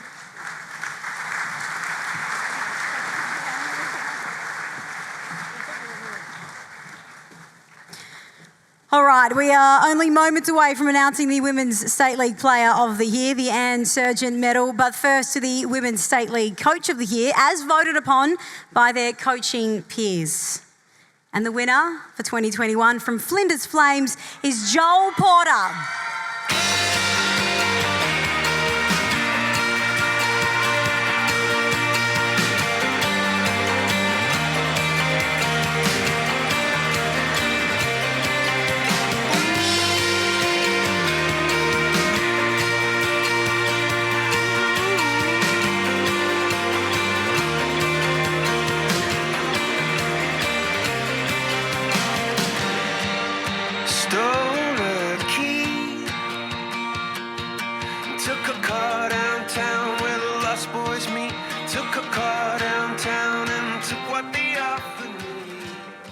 Oh, wow. Okay. If I knew I was going to be up here, I wouldn't have had so many drinks. It's an absolute honour to be part of this night. To the Flinders Flames group, love you. Thank you for bringing me on board. Appreciate it. We've got a great group of young girls that are committed and willing to learn and take on board information, and whether it's right or wrong, they try. Most of the time successful, some of the time not, but that's what coaching's all about. I'm really enjoying myself. I love the women's game. We've got the World Cup coming soon. Hopefully some of our girls or girls that we're playing against are a big part of that. And last and not least, I need to thank my family, my daughter, obviously, who I coach, for being part of the team, and then obviously my wife for allowing me to coach. So love you all. Thank you.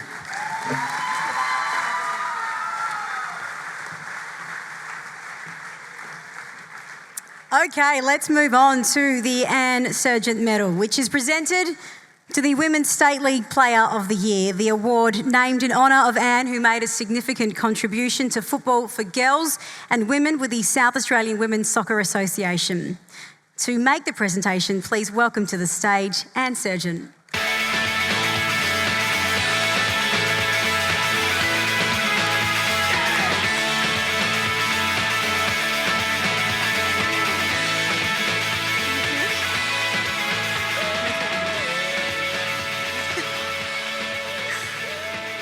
All right, let's take a look at our top 5 vote getters for this award, again, in no particular order. From Flinders Flames, Sarah Denton. From WT Burkalla, Marie Hendrick. From Flinders Flame, Eliza McDonald Hall. From Mulberry Vista, Kelly Tataran. And from South Adelaide, Trinity Tyler Kelly.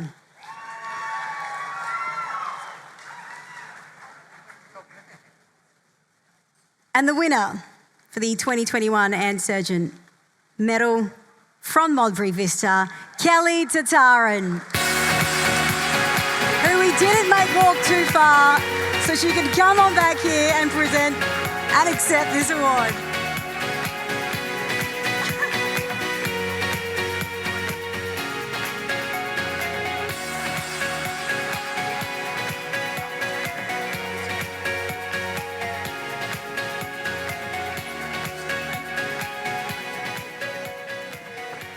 Well, I definitely wasn't expecting to win this because I did not finish the season with the team, so it's a bit of a surprise and I don't have anything prepared, but... That's all right, I'm going to help. That's what I'm here for. That's why I haven't gone too far. Good. And I'm so glad we stopped you over there so you didn't go back to your seat. Yeah. All right, let's talk about the year, a promotion, Golden Boot, and now the Anne Surgeon Player of the Year. A lot of things to be proud of. What's the highlight been for you? Yeah. I think just from when I started with the club, we were Div 3. So I think the promotion was what we were working for the whole time. So for me, that's the highlight. That's a team win. So, yeah, the promotion. All right. Now, obviously, injury, suffered the ACL injury right at the end of the season. Yeah. Talk to us about this recovery. How are you going? Positive. I mean, it's all part of the game, so what can you do? Be positive, get through it. I'm still going to be part of the team next year. I get to just watch them from the sidelines and cheer them on, so looking forward to it. And is there anyone else in this room that you need to thank tonight or want to thank tonight before we let you take a seat and try not to have you move too much? Yeah, again, Duncan, our coach. We've got a lot of volunteers as well that are part of the club that have been really pushing the women's side. So thank you to all of you guys, and of course my partner, who's been by my side for the longest season, so thanks to him.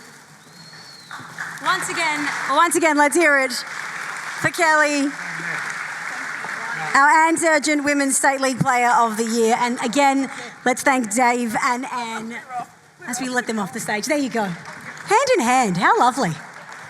Thank you very much, Rosie. We now move on to recognise the individual award winners of the State League 1 competition. To assist with the presentations, can you please welcome to the stage Jane Rathjen, Football South Australia Vice President.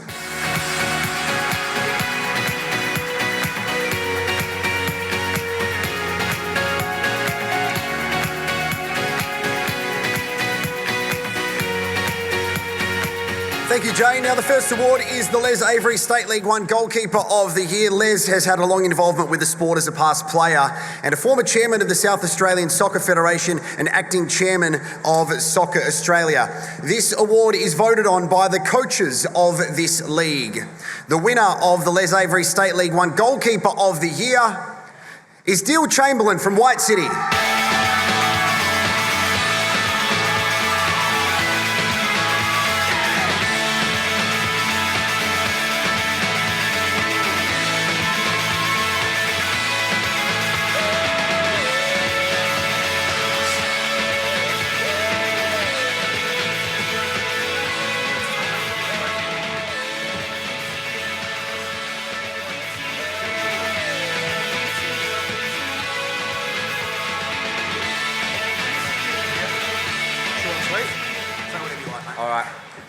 First off, I really obviously appreciate the opportunity White City gave me for the last 2 years. I really appreciate that. Thank you for those guys. Thank you to my family.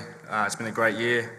Got obviously pipped at the post last game of the season, but obviously went on to win it. Bring on next year, obviously NPL, and then go from there. Really appreciate everyone's votes. Thank you very much. Done. Congratulations to Deal. The next award is the State League 1 Golden Boot, named after one of the legends of our game, Milan Ivanovic. Milan's a member of the Australian and South Australian Hall of Fame. He's represented Australia 71 times and played 300 National Soccer League games for Adelaide City. The winner of the State League 1 Golden Boot Award, and if I'm not mistaken, also won this award in 2019 from Playford City, it's Josh Farrell.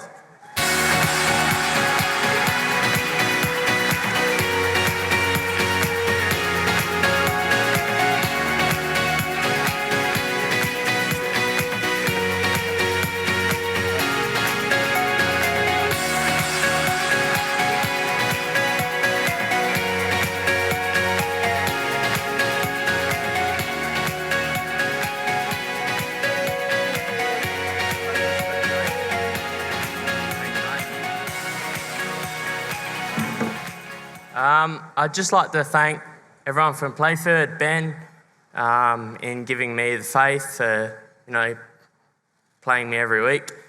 And I know he's not here, but I'd just like to thank Sean McGreevy, because he's the GOAT, and he taught me everything that I knew. So, yeah, thanks, guys.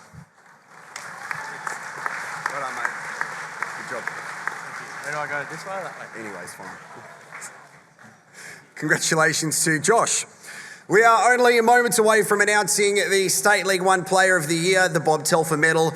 First, though, to the State League 1 Coach of the Year is voted upon by their coaching peers. The winner of this award is another previous winner from 2019 from West Torrens, Burkala. It's Jason Trimboli.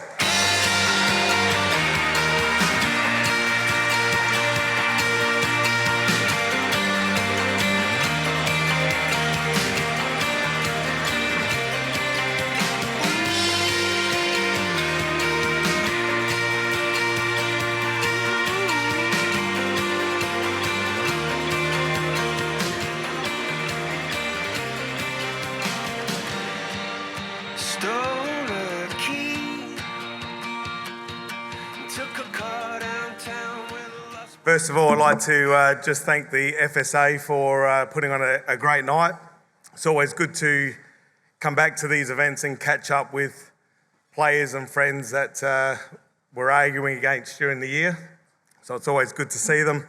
To Bacala, thank you, Amin, for giving me the opportunity to coach at Bacala. For those that don't know, I played at Bacala in 97, 98, 99. To come back there and coach, to gain promotion our first year has been a great achievement. To George Katsaneris, Carmen Lauriello, Roger Williamson, Chris Goddard, thank you for all the support this year. Without that, we couldn't get this. I couldn't get this award. To all the coaches that have voted for me, thank you very much. I know I'm not always the nicest guy on the sidelines, but I do appreciate the votes, and thank you very much. Enjoy your night. Congratulations to Jason, ladies and gentlemen. Now, the Bob Telfer Medal is presented to the State League One Player of the Year. This award is named after one of the great players and administrators of our game. Bob was Secretary of the South Australian Soccer Federation for 10 years and Chairman for 11. He had the distinction of representing Australia as a player, referee, and manager. Let's have a look at the top 4 vote getters for this award in no particular order. From Modbury Jets, Harrison Conant. From Modbury Jets, Jesse Francesca. From Modbury Jets, Donovan Pollock. And from Playford City, Daniel Ryan. Ladies and gentlemen, the winner of the Bob Telfer Medal from Playford City, Daniel Ryan.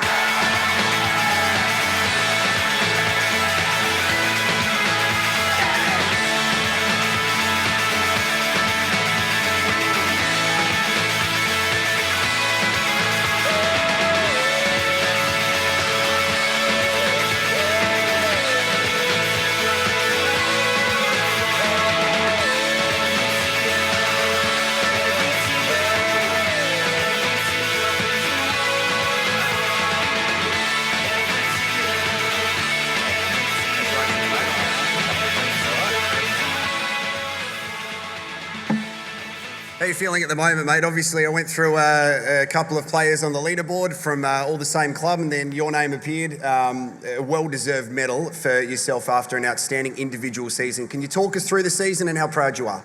Yeah, look, I'm very nervous, to be honest, but I just want to say thank you to the Playford Patriots. I think over the last coming years, what Ben's done for the club, I think a lot of people overlook us as a club. And we're on the way up. Our game against Modbury in the elimination final, which a lot of people probably would have seen, a 4-4 draw and then a penalty shootout. But I think the club's on the way up, and I think people are starting to recognise that we're a club to be looked out for. And yeah. One of the things that people may not know is how much of a consistent player you are. Out of the last 110 matches, you've played 108. So that's incredible, missing only 2 games over a 5-year period. What do you put that down to? Yeah, look, I've played first team since I was about 15 years old, and I've pretty much just, I've been lucky with injury, I guess, touch wood, but yeah, I don't know, I've been lucky, I guess, and it just keeps coming. I've been in the State League for probably a bit too long now. I'd like to get the club up to the Premier League. That's the goal for next year. It didn't happen this year, unfortunately, but we're on the way up, so yeah. I'm going to step away so you can go through a couple of thank yous. Yeah, cool. Obviously, like I just said, I just want to say thank you to Ben and the club. The club has been amazing over the last 2 years. I think I came back to the club about 2 years ago now. Since they won the State League 2, we've moved up. We finished finals 2 years in a row, so I think we have got a good foundation to get promoted next year. I want to say thank you to my beautiful girlfriend, Leonie Dunn. She's over there. She supported me so much this year. My family has been amazing. I think that's about it. But yeah, thank you very much, and congratulations to all the award winners. Thank you. Congratulations, and brilliantly spoken from Daniel Ryan, the State League One Player of the Year, the Bob Telfer Medal for season 2021, and thank you very much to Jane.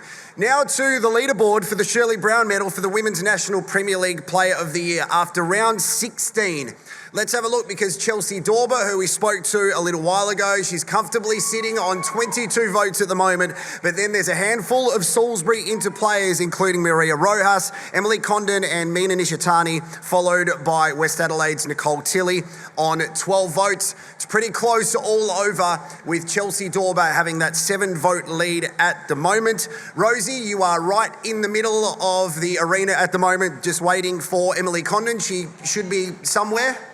Emily, come join. Oh, you're right there. I'm right next to this, which was clearly set up for you, Jared. That is taller than me. All right, Emily. Looking at that board, well, it's not there anymore, but 3 of your teammates up there says a lot for the club, doesn't it? Absolutely. We had a great year at Inter, so obviously it's been great for all of us, and we all put in 100% each week. So all three of us, and Kote and Mina deserve to be up there. I'm sure there's plenty of others that deserve to be there as well. All right, let's talk about the club success, the treble, of course. Now, going into that grand final and knowing that you could do that, talk to us about how that felt going in. It was, we all went into that game knowing that we could win. We started the season wanting to create history for the club, and to do that 3 times is amazing. Obviously a grand final and, finals footy is always different, but we went out there and did what we had to do to get the win. We did leave it to the last few minutes of the game, but just happy that we were able to create history for the club. Speaking of creating history, women's football continues to grow year on year on year, and having wonderful women like you is all part of it. Now, 2023, pretty exciting. FIFA World Cup, games in New Zealand, games in Australia, games here in Adelaide. How does that make you feel? I think it's amazing. Obviously, the women's game is always growing and it's only getting bigger and bigger. And to have the World Cup on home soil is just incredible. And I'm excited. Hopefully, maybe one day I could be in the World Cup myself. But, I'm just excited that, for women's football and how it's progressing over the years is just amazing. And adding to your success, you announced earlier this year a couple more years with the A-League United team. How are you feeling ahead of that season getting underway really soon? Yeah, so just a couple months ago, I signed another 2-year deal with United Women's team. So, we've started pre-season at the moment, and the season start is only like a month away now. So it's very exciting, and I'm really looking forward to this season. Well, good luck with the rest of the count tonight as you make your way all the way back to your seat over there.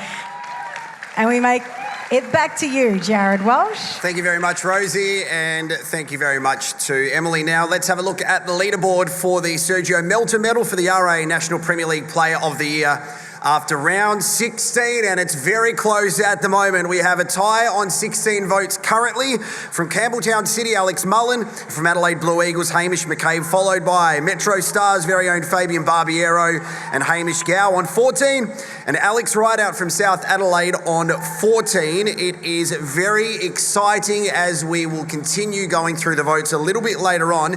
Now, Rosie, you are having a look for Hamish McCabe. He is somewhere around the place. We are going to find Hamish.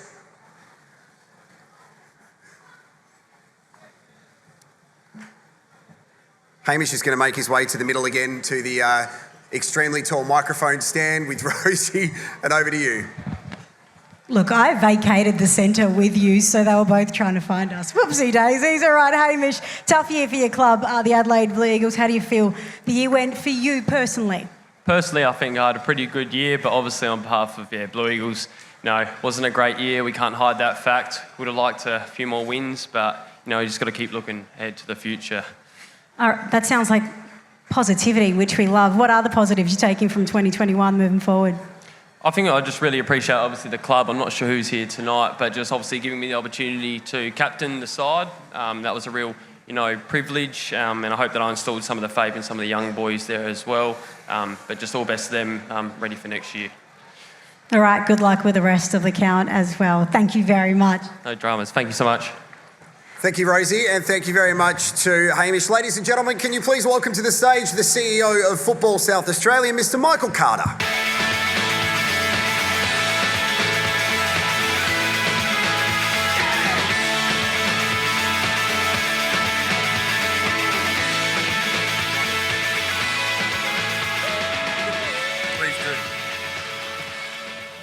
Thank you, ladies and gentlemen. The South Australian football community is one of the largest in the state, and the record attendance here tonight is an illustration of that. As a game, we're more aligned than ever before, and I feel that is why we're sharing in a lot of success. We have strong relations with the federal, state and local governments, and the investment in purpose-built football facilities is having a great impact on the experience of players, officials, spectators and the financial capacity of clubs. Partnerships are key to the ongoing success of football in South Australia, and we're very fortunate to have some great corporate brands aligned to the game. In 2021, SA Power Networks and One World LED have joined us as major partners and are providing a significant investment in the State Centre for Football. As we look ahead to 2022, Puma and Greenplay have extended their long association with Football South Australia, and I'm very pleased to announce tonight that Coopers have increased their investment with us and have signed a new 4-year deal that will cement their presence at the State Centre for Football and game more broadly. I'm also very pleased to announce tonight that RAA have agreed to extend their name rights sponsorship of the National Premier League competition in South Australia for 2022. RAA and Coopers are iconic South Australian brands, and we are very, very fortunate to have them aligned with the game. Stability in our corporate partnerships provide us with certainty in what has been some pretty challenging times. As an organisation, we've absorbed some losses in funding streams, however we have and will continue to invest in strategic areas to support the continued improvement of the game. Recognising the hard work of clubs and volunteers is very important, and Bendigo Bank are the name rights partner of our Community Awards program. The program is designed to recognise the valuable contribution from individuals and clubs. Bendigo Bank donate monthly cash prizes to a volunteer, a coach, a referee and club. Each winner of the monthly award is then assessed to determine who will be the volunteer, the coach, the referee and the club of the year. The awards represent a very important sector of the football community. It gives me great pleasure to hand over to Jared Walsh, who's with the State Manager for Bendigo Bank, Mr Paul Merton, to announce this year's Community Award winners. Thank you and enjoy your evening. Jared, over to you. I was quick. Thank you very much, Michael and Paul, on behalf of Football South Australia. We know that what's happened over the past 24 months has affected so many businesses financially, but for Bendigo Bank's ongoing contribution to the football programs and community programs, it speaks volumes of your business. So can you please put your hands together, ladies and gentlemen? You're here representing Bendigo Bank tonight, but thank you so much for all the continual work that you do for the football community. The first award, ladies and gentlemen, is the Bendigo Bank Community Coach of the Year, and this has been awarded to Leslie Pogliacomi from Campbelltown City. Leslie is well known for his involvement in the game at the National Premier League level with Campbelltown City, but it's his work coaching the under-11s at Campbelltown that's earned him his honour. A positive role model for all players, demonstrating patience, encouragement and respect on and off the pitch, while skill development is an important part of his coaching, goal setting and guiding the players to be good people. They are both extremely important to Les. Congratulations, Leslie. The next award is the Bendigo Bank Community Referee of the Year, and this goes to Melissa Ninahorzi. Melissa reflects key characteristics of a community referee, including confidence, commitment, empathy and a strong knowledge of the game. She aims to continually improve her referee performances each week by attending referee training, coaching sessions and participating in development tournaments. Congratulations to Melissa Ninahorzi. And we now move on to recognise the Bendigo Bank Volunteer of the Year. This one has been awarded to Naomi Dalwood from Salisbury United.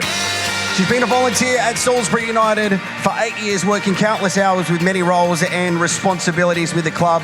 She is the club's secretary and principal liaison with Football South Australia, organises committee meetings, coordinates the selection and appointment process of all coaches and volunteers, inducts new members into the club and ensures all volunteers are warmly welcomed, managed and feel recognised for their efforts. Congratulations to Naomi. And the final award, ladies and gentlemen, is the Bendigo Bank Club of the Year. And this goes to Elizabeth Grove Soccer Club.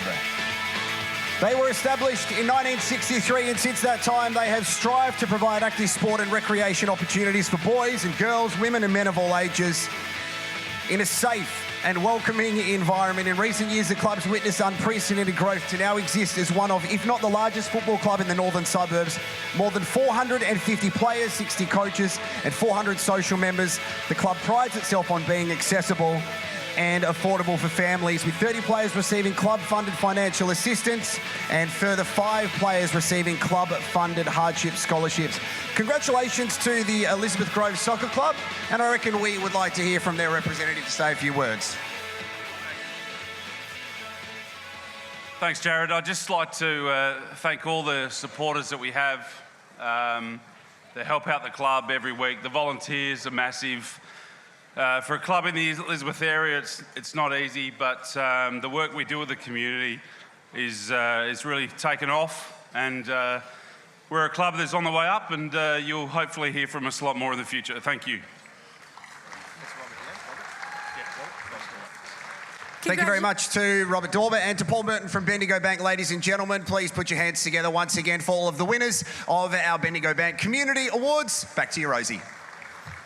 Took the words right out of my mouth, Jared. Congratulations to our Bendigo Bank Community Award winners, and of course to Bendigo Bank for their ongoing support of football in South Australia. All right, we are taking a quick break as your mains get served on out in here tonight, and we will be back with the National Premier Leagues and Referee Awards.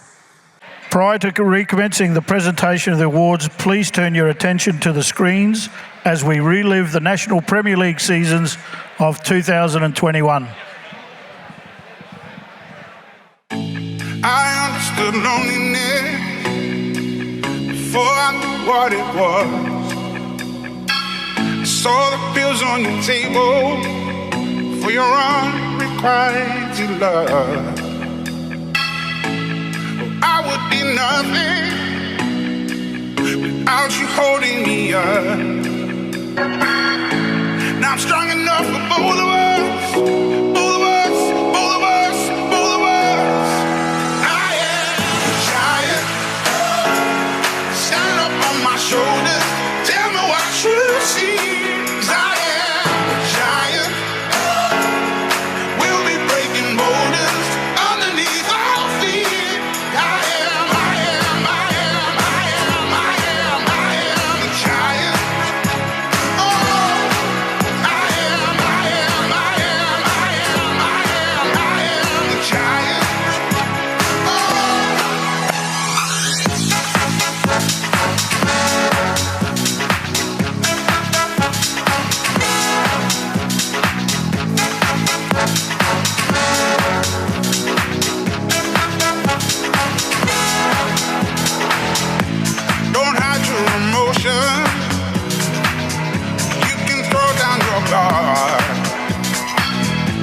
And feet from the notion, we can be who we are. You taught me something, yeah. Freedom is ours. It was you who taught me living it. Togetherness, togetherness, togetherness. I am a giant.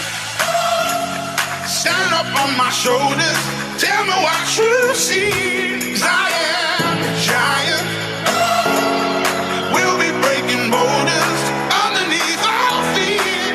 I am, I am, I am, I am, I am, I am a giant. Oh, I am, I am, I am, I am, I am, I am a giant.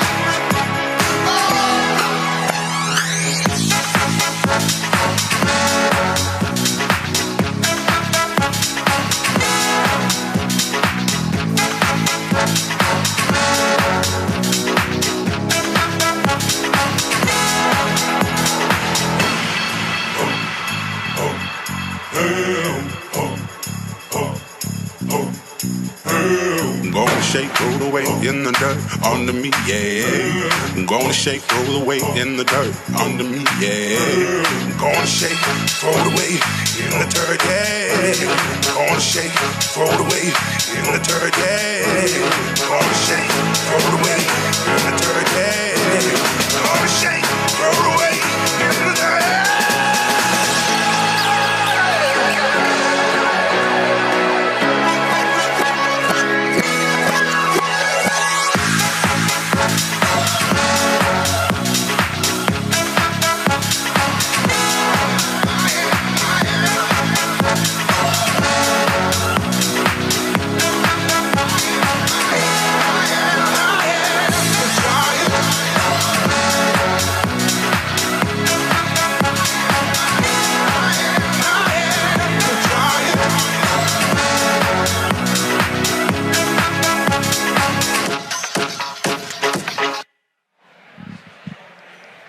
Please welcome back to the stage your hosts Rosie Panetta and Jared Walsh.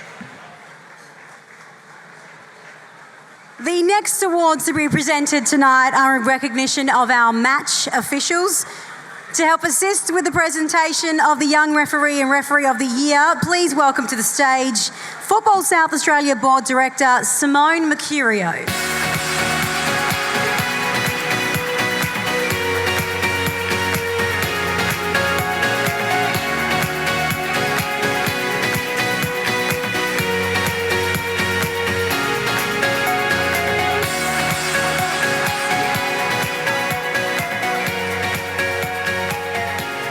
The first award is the Young Referee of the Year, the Mick O'Malley Trophy. The trophy is named after the late Mick O'Malley, Mick's contribution to the game as a player, referee and administrator. He was rewarded with a Meritorious Service Award in 1995 and inducted into the South Australian Hall of Fame in 2004. This award is presented to the most promising elite referee who was 23 years or younger. The nominees tonight are Ian Crossing, Henry Day, Nick Elgin, Liam Miller, and the winner for 2021 is Liam Miller.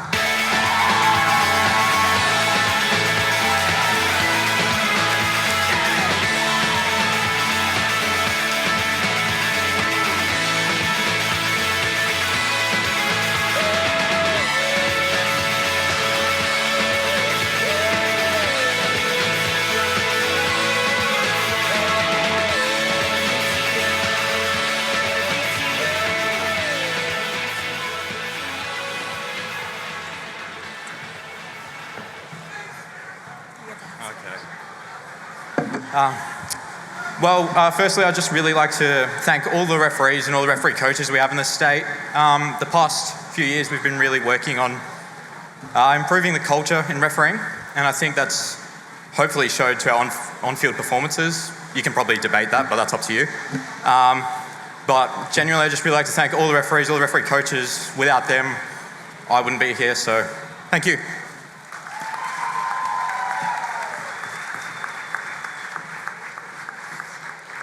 If we could get your attention as we continue to some of the most important awards of the night. Our next award is the Mike Ingham Referee of the Year Award. Mike officiated in the National Soccer League and was twice the winner of the Referee of the Year in 93 and 94. This award is presented to the most outstanding referee officiating in the National Premier Leagues. The nominees this year, Daniel Goodwin, Gary Mooney, Gary Powers, and Curtis Wordsworth. And the winner for 2021 is Daniel Goodwin.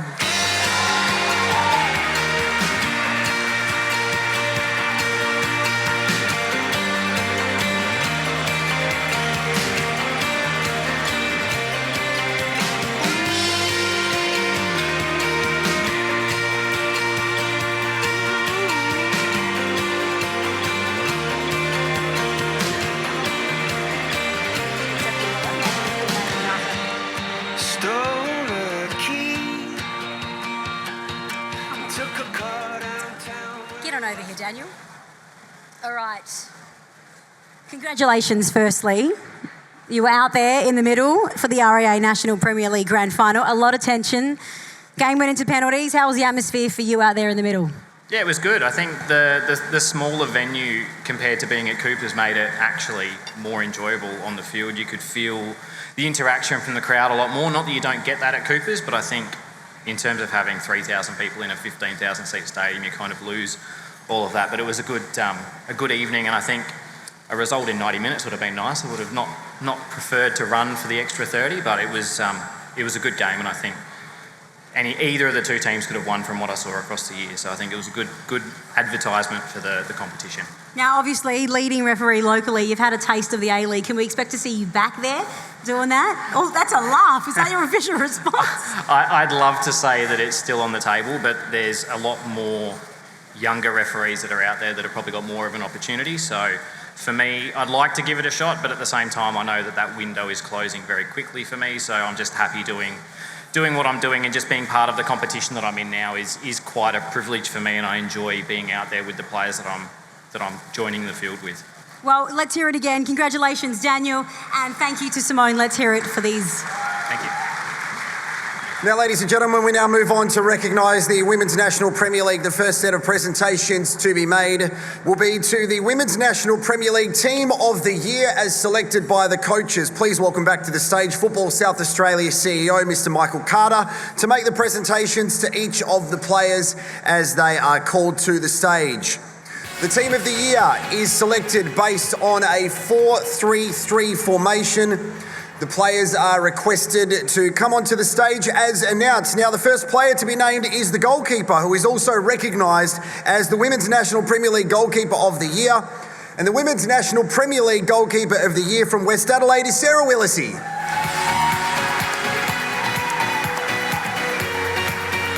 Now, Sarah is unable to be with us here tonight, so we will chuck the trophy on Facebook Marketplace as soon as the night ends. The defenders selected in the Team of the Year from West Adelaide, Emily Hodgson. From Salisbury Inter, Nicole Corder. From Football South Australia NTC, Abby Burns. And from Football South Australia NTC, Zoe Tollard. Going to pass it over to you, Rosie, to announce the midfielders and forwards of the Women's National Premier League Team of the Year. As selected by the Women's National Premier League coaches, the midfielders of the team this year are from the Adelaide Comets, Nanako Sasaki. From Football SANTC, Ella Tonkin. From Adelaide Comets, Yuka Sasaki. And our forwards from Salisbury Inter, Emily Condon. From Football SANTC, Amelia Murray. And the final forward for the Team of the Year and the recipient of the Women's National Premier League Golden Boot for 2021 from Salisbury Inter, Maria Rojas. Now, Maria's unable to be here with us tonight, but please join me in congratulating our 2021 Women's National Premier League Team of the Year.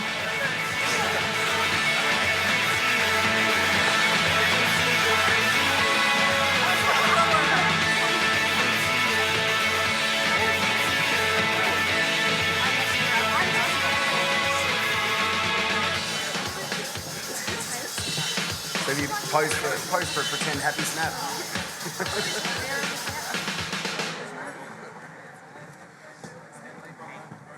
All right. Could our team make their way just to behind the stage?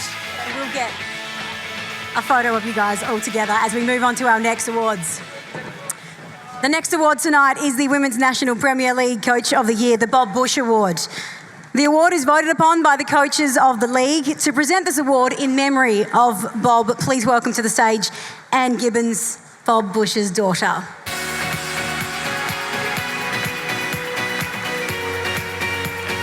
Bob will be remembered for his contribution and love of football and was the co-founding member of the South Australian Women's Soccer Association in 1978, as well as being the first president.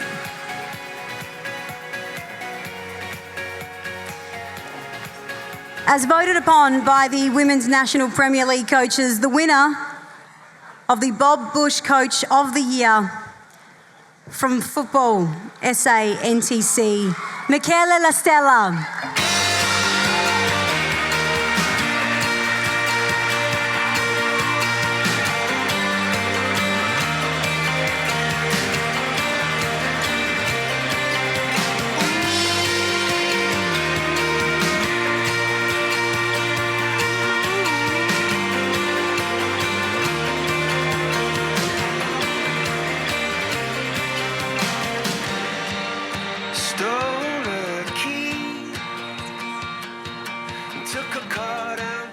Thank you. One thing I try and teach my girls all the time is to be humble.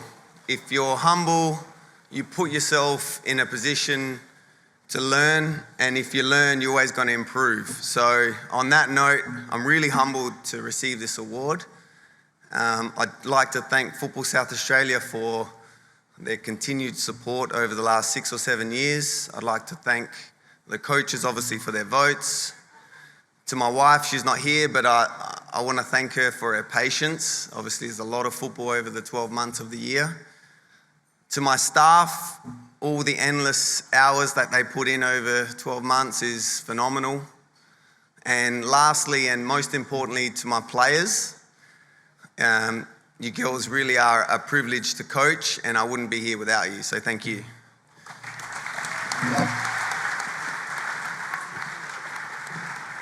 Congratulations, Michaela, and thank you, Anne, once again. Our final award for the Women's National Premier League is the Shirley Brown Medal for the Player of the Year. This medal is named after one of the most prominent people to have contributed to the growth of football for girls and women both locally and nationally. Shirley Brown contributed to the sport as a player, a coach and administrator. She was president of SA Women's Soccer Association for 10 years, president of the Australian Women's Soccer Association, and she is also a member of the South Australian Hall of Fame. Prior to the counting of votes for the last 4 rounds, 17 to 21, let's take another look at the leaderboard at the end of round 16. Chelsea, 7 points clear. Can anyone catch her? Let's find out. Let's commence the count for round 17 to 21.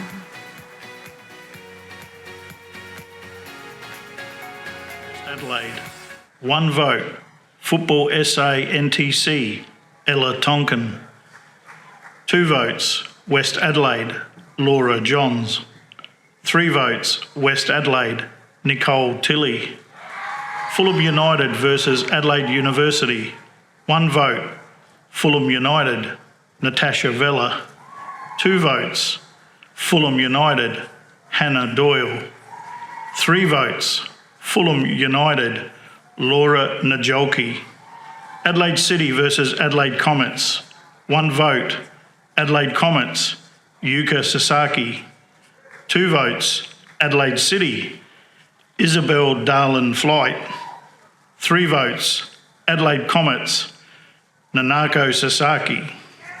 Metro United versus Salisbury Inter, 1 vote. Metro United, Lauren Steer. 2 votes. Salisbury Inter, Anna Pritchard. 3 votes. Metro United, Laura Stockdale. Round 18. Adelaide Comets versus Fulham United. 1 vote, Fulham United, Fiona Warts. 2 votes, Adelaide Comets, Yuka Sasaki. 3 votes, Adelaide Comets, Valeria Guajardo. Adelaide University versus Football SA NTC. 1 vote, Football SA NTC, Katie Bowler. 2 votes, Adelaide University, Ellie Sparrow. 3 votes, Football SA NTC, Zoe Tolland. West Adelaide versus Salisbury Inter. 1 vote, West Adelaide, Sarah Willisey. 2 votes, Salisbury Inter, Nicole Calder. 3 votes, Salisbury Inter, Maria Jose Rojas. Adelaide City versus Metro United. 1 vote, Metro United, Isabella Scousey. 2 votes, Adelaide City, Isabel Hodson. 3 votes, Adelaide City, Daniela Di Bartolo. Round 19, Adelaide Comets versus Adelaide University. 1 vote, Adelaide Comets, Piri Weeks. 2 votes, Adelaide University, Mabel Day. 3 votes, Adelaide Comets, Nicole Robertson. West Adelaide versus Metro United. 1 vote, West Adelaide, Nicole Tilley. 2 votes, West Adelaide, Maddie Daru. 3 votes, West Adelaide, Laura Johns. Fulham United versus Salisbury Inter. 1 vote, Fulham United, Fiona Warts. 2 votes, Salisbury Inter, Mina Nishitani. 3 votes, Salisbury Inter, Shani Tansil. Football SA NTC versus Adelaide City. 1 vote, Adelaide City, Chelsea Dorber. 2 votes, Football SA NTC, Abby Burns. 3 votes, Adelaide City, Isabel Hodson. Round 20, Adelaide City versus Fulham United. 1 vote, Adelaide City, Isabel Hodson. 2 votes, Fulham United, Josephine Trimboli. 3 votes, Fulham United, Fiona Warts. Metro United versus Football SA NTC. 1 vote, Football SA NTC, Lily Barber. 2 votes, Metro United, Isabella Scousi. 3 votes, Football SA NTC, Ella Tonkin. West Adelaide versus Adelaide University. 1 vote, West Adelaide, Nicole Tilley. 2 votes, Adelaide University, Gemma McFarlane. 3 votes, West Adelaide, Sarah Willisey. Salisbury Inter versus Adelaide Comets. 1 vote, Adelaide Comets, Nanako Sasaki. 2 votes, Salisbury Inter, Maria Jose Rojas. 3 votes, Salisbury Inter, Emily Condon. Round 21, Adelaide Comets versus Football SA NTC. 1 vote, Adelaide Comets, Valeria Quijado. 2 votes, Football SA NTC, Erin Kontutsikos. 3 votes, Adelaide Comets, Yuka Sasaki. Fulham United versus Metro United. 1 vote, Fulham United, Natasha Vella. 2 votes, Fulham United, Olivia Bramley. 3 votes, Fulham United, Fiona Warts. West Adelaide versus Adelaide City. 1 vote, West Adelaide, Sarah Willisey. 2 votes, Adelaide City, Matilda McNamara. 3 votes, West Adelaide, Sienna Covino. Adelaide University versus Salisbury Inter. 1 vote, Salisbury Inter, Nicole Calder. 2 votes, Salisbury Inter, Maria Jose Rojas. 3 votes, Salisbury Inter, Emily Condon. That concludes the vote count for the Shirley Brown Medal 2021. And there you go, ladies and gentlemen. At the conclusion of the count, the winner of the Women's National Premier League Player of the Year, the Shirley Brown Medal from Adelaide City, the winner's Chelsea Dorber. Ladies and gentlemen, can you please welcome to the stage Chelsea to receive the Shirley Brown Medal and Zorich Group Prize, and also to assist with the presentations, the Honourable Corey Widgard MP, Minister of Recreation, Sport and Racing and President of Football South Australia, Mrs Sam Ciccarello.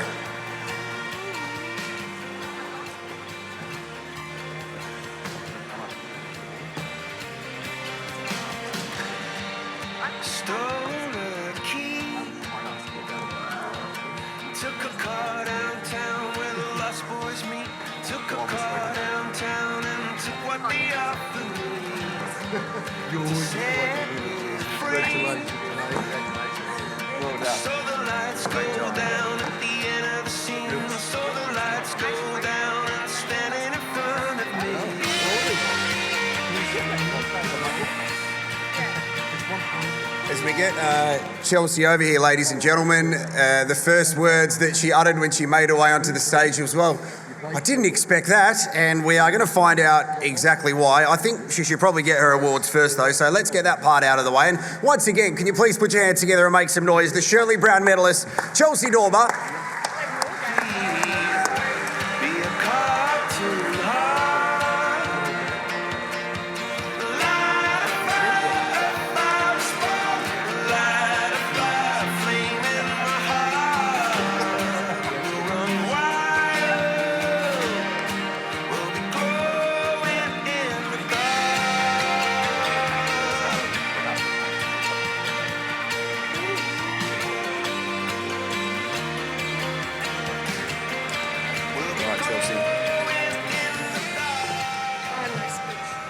Well, unfortunately, you will have to do a speech because you are the major award winner for tonight. Let's talk through your emotions because you made your way up onto the stage in pure shock and surprise. What's going through your mind at the moment as you are wearing the Shirley Brown medal? I'm quite honoured to win this award, but I didn't quite expect it given that I only played 12 or 13 games this season. So I'm quite surprised myself, but grateful to win the award. Over the past 12 months has been a fascinating journey for yourself because obviously an outstanding season with the small amount of games that you played, but injuries struck, including a pretty serious concussion which ruled you out for the last couple of games for Adelaide United in the A-League Women. Can you give us a bit of an insight into that, of how frustrating it would have been to actually get to that position? And concussion is something, so, you know, we speak about a lot now in football, so it would have put a bit of fear through you. Yeah, so I've had a few concussions. Just step up to the mic a little bit, sorry. I've had a few concussions and unfortunately I missed out in the last few games at the end of the season. I'm very disappointed considering how successful our season was as well. Unfortunately, we couldn't get the job done, but the girls did really well last season. So let's talk about your fantastic season with Adelaide City. You've been leading from the front of the votes for the whole night. Maria Rojas got very close, obviously, a former teammate of yours in the A-League Women. But for you personally to have such an impact in a small amount of games, how proud are you? I don't think it's a credit to just myself, it's a credit to all my teammates and my coaches and everyone else at Adelaide City. And I'd just like to say congratulations to all the other award winners as well. And finally, women's football. I said it earlier, I've got two daughters, so the growth of women's football makes me really excited. We have a World Cup coming to Australia, there'll be games in Adelaide, which is going to be amazing. And you've been touted as a future Matilda. People are talking about you and other players in South Australia. So I'm sure you can see so many opportunities presented towards you, and your dreams and aspirations are right in front of you. Yeah, it's definitely something I want to achieve. It's pretty cool seeing some of my old teammates like Charlotte Grant and Dylan Holmes playing on the big stage, so hopefully I get an opportunity to do that very soon. So this is the moment where I am going to step away and you have to do a big thank you speech, even though you don't want to, but you've won the award, so I think you should just make the most of this incredible moment. Everyone else wants you to, and good luck. Okay. So thank you to all my teammates, all my coaches, the referees, and then everyone at FFSA. And just a big thanks to Adelaide City. So that's it. Thank you. Now, ladies and gentlemen, this is one of those unique COVID moments where we'd love to say, please stand up and charge your glasses, but the COVID marshals would kick us out because you can't stand up and drink. So we would love for you to all be upstanding and give a huge round of applause, because I think it is still definitely worth standing up and celebrating, ladies and gentlemen. Can you please put your hands together? The Women's National Premier League Player of the Year, the Shirley Brown Medal, Chelsea Dorber.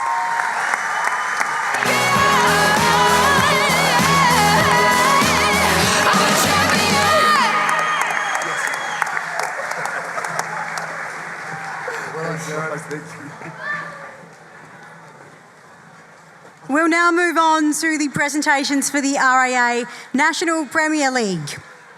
The first presentations to be made is to the National Premier League Team of the Year, and to assist with the presentations, we welcome back to the stage Football South Australia CEO Michael Carter.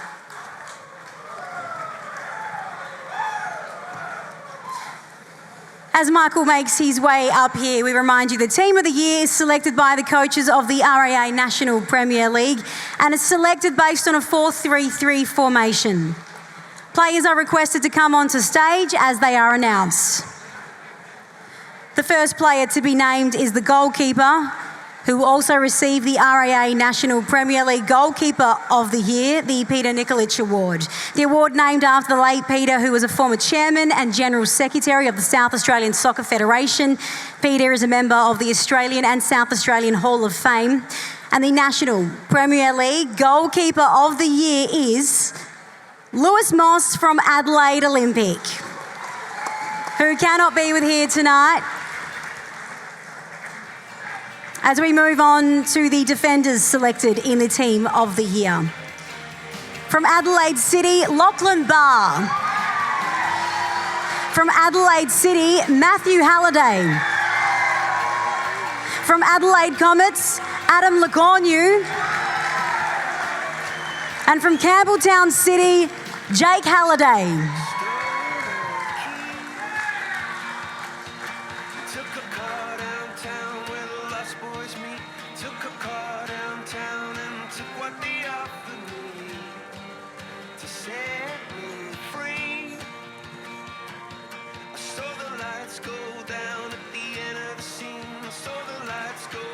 As I pass it over to you, Jared, to announce the midfielders and forwards in the RAA National Premier League Team of the Year. Thank you, Rosie. The midfielders selected are from Campbelltown City, Alex Mullen.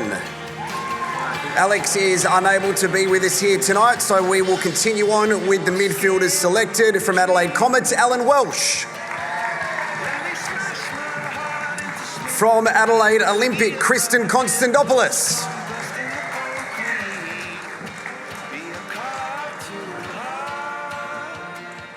And ladies and gentlemen, the forwards from South Adelaide, Jonathan Rideout. And from Adelaide City, Asad Kasumovic.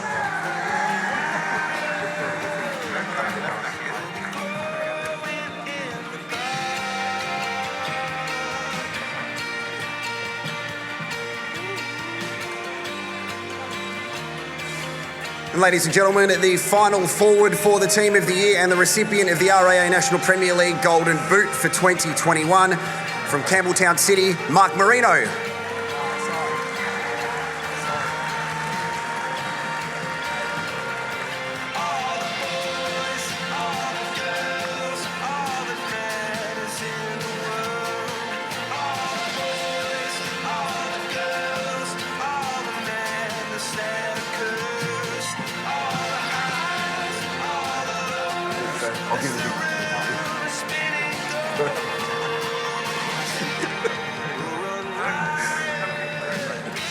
Mark, you need to, don't shake everyone's hand, get your trophy and then go line up.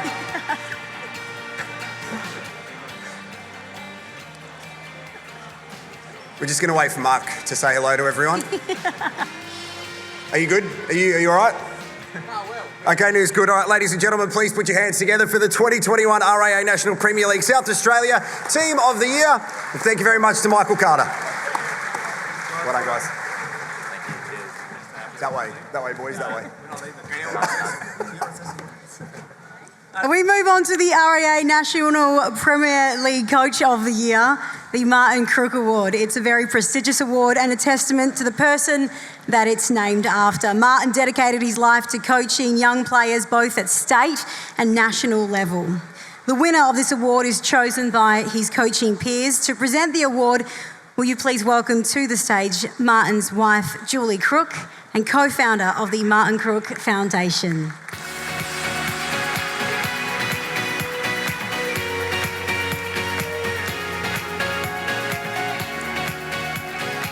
And the RAA National Premier League Coach of the Year for season 2021 from Adelaide City is Paul Pezos.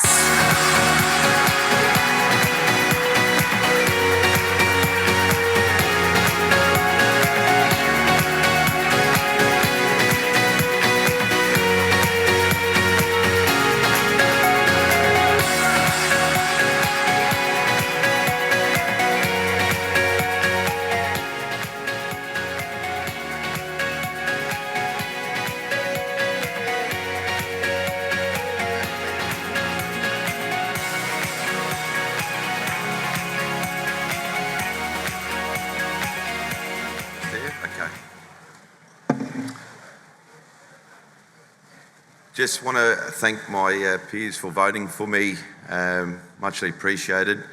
Just before I keep going on, I just want to thank, a big thanks to Andy Calderbank, who's done a fantastic job for South Adelaide this year. If you can put your hands together for Andy, he's a good friend of mine. And for Fusco from Sturt Lions, both of them did a great job this year, so well done.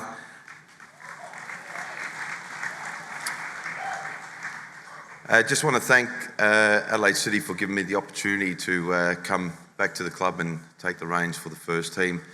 Also, I'd like to thank Fred Lindsay, who brought me back to the club and believed that I could do a job for this big club.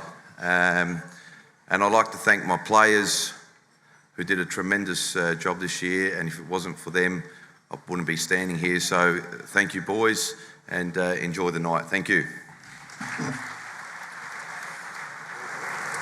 Congratulations to Paul and the entire Adelaide City team. Ladies and gentlemen, we are about to commence the final award for the evening, the Sergio Milton Medal, awarded to the RAA National Premier League Player of the Year. Sergio played 445 matches in the National Soccer League between 77 and 1995, a record at the time, and was Australian Player of the Year in 1994. He's also a member of the Australian and South Australian Hall of Fame. All right, let's take a look at the leaderboard at the end of round 16. And it is tight. There's no doubt this is going to be a thrilling finish, so let's commence the count for rounds 17 to 19. Round 17. Croydon FC versus Cumberland United. 1 vote, Cumberland United. Jumar Oakley. 2 votes, Croydon FC. Christos Stephanopoulos. 3 votes, Croydon FC. Sebastian Good. Adelaide Croatia Raiders versus South Adelaide. 1 vote, South Adelaide. Alexander Rideout. 2 votes, South Adelaide. Jonathan Rideout. 3 votes, Adelaide Croatia Raiders. James Temulkowski. Adelaide Blue Eagles versus Metro Stars. 1 vote, Adelaide Blue Eagles. Rafael De Lucia. 2 votes, Metro Stars. Hamish Gow. 3 votes, Adelaide Blue Eagles. Hamish McCabe. Adelaide City versus Adelaide Olympic. 1 vote, Adelaide City. Lachlan Barr. 2 votes, Adelaide City. Charlie Devereaux. 3 votes, Adelaide City. Matthew Halliday. Sturt Lions versus Adelaide United FC. 1 vote, Sturt Lions. Samuel Voigt. 2 votes, Adelaide United FC. Bernardo Oliveira. 3 votes, Sturt Lions. Alexander Sortini. Campbelltown City versus Adelaide Comets. 1 vote, Campbelltown City. Mark Marino. 2 votes, Campbelltown City. Adam Piscineri. 3 votes, Campbelltown City. Jake Halliday. Round 18, Adelaide United FC versus Adelaide Croatia Raiders. 1 vote, Adelaide Croatia Raiders. Dylan Pickett. 2 votes, Adelaide Croatia Raiders. James Temulkowski. 3 votes, Adelaide United FC. Binyam Kabedi. Adelaide Olympic versus Sturt Lions. 1 vote, Sturt Lions. Ben Woolard. 2 votes, Adelaide Olympic. Christos Penendis. 3 votes, Adelaide Olympic. Jason Kostandopoulos. South Adelaide versus Croydon FC. 1 vote, South Adelaide. Jack Ellis. 2 votes, Croydon FC. Christos Stephanopoulos. 3 votes, Croydon FC. Patrick Karacha. Metro Stars versus Adelaide City. 1 vote, Metro Stars. Anthony Solana. 2 votes, Metro Stars. Fabian Barbiero. 3 votes, Adelaide City. Charlie Devereaux. Adelaide Comets versus Adelaide Blue Eagles. 1 vote, Adelaide Blue Eagles. Hamish McCabe. 2 votes, Adelaide Comets. Jaden Diamantis. 3 votes, Adelaide Comets. Adam Lecornu. Cumberland United versus Campbelltown City. 1 vote, Cumberland United. Sam Carmichael. 2 votes, Cumberland United. Charlie Ince. 3 votes, Campbelltown City. Alexander Mullen. Round 19, Adelaide United FC versus Adelaide Olympic. 1 vote, Adelaide United FC. Fergus Lynch. 2 votes, Adelaide United FC. Bernardo Oliveira. 3 votes, Adelaide Olympic. Fausto Urba. Adelaide Croatia Raiders versus Croydon FC. 1 vote, Croydon FC. Luke Klimek. 2 votes, Adelaide Croatia Raiders, Jackson Walls. 3 votes, Croydon FC, Patrick Caraccia. Sturt Lions versus Metro Stars. 1 vote, Sturt Lions, Cooper Mullins. 2 votes, Metro Stars, Joshua Murray. 3 votes, Sturt Lions, Gonzalo Rodriguez. Adelaide City versus Adelaide Comets. 1 vote, Adelaide City, Lachlan Barr. 2 votes, Adelaide Comets, Nathan Andijanto. 3 votes, Adelaide Comets, Julian Torreson. Campbelltown City versus South Adelaide. 1 vote, South Adelaide, Jonathan Rideout. 2 votes, Campbelltown City, Nicholas Francesi. 3 votes, Campbelltown City, Trey Williams. Adelaide Blue Eagles versus Cumberland United. 1 vote, Cumberland United, Sam Carmichael. 2 votes, Adelaide Blue Eagles, Hamish McCabe. 3 votes, Adelaide Blue Eagles, Liam McCabe.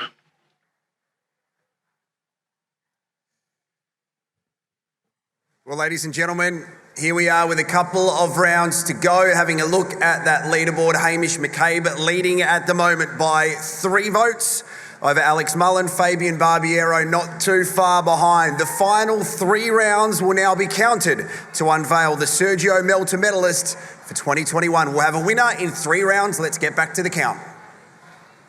Round 20, Metro Stars versus Adelaide United FC. 1 vote, Metro Stars, Hamish Gow.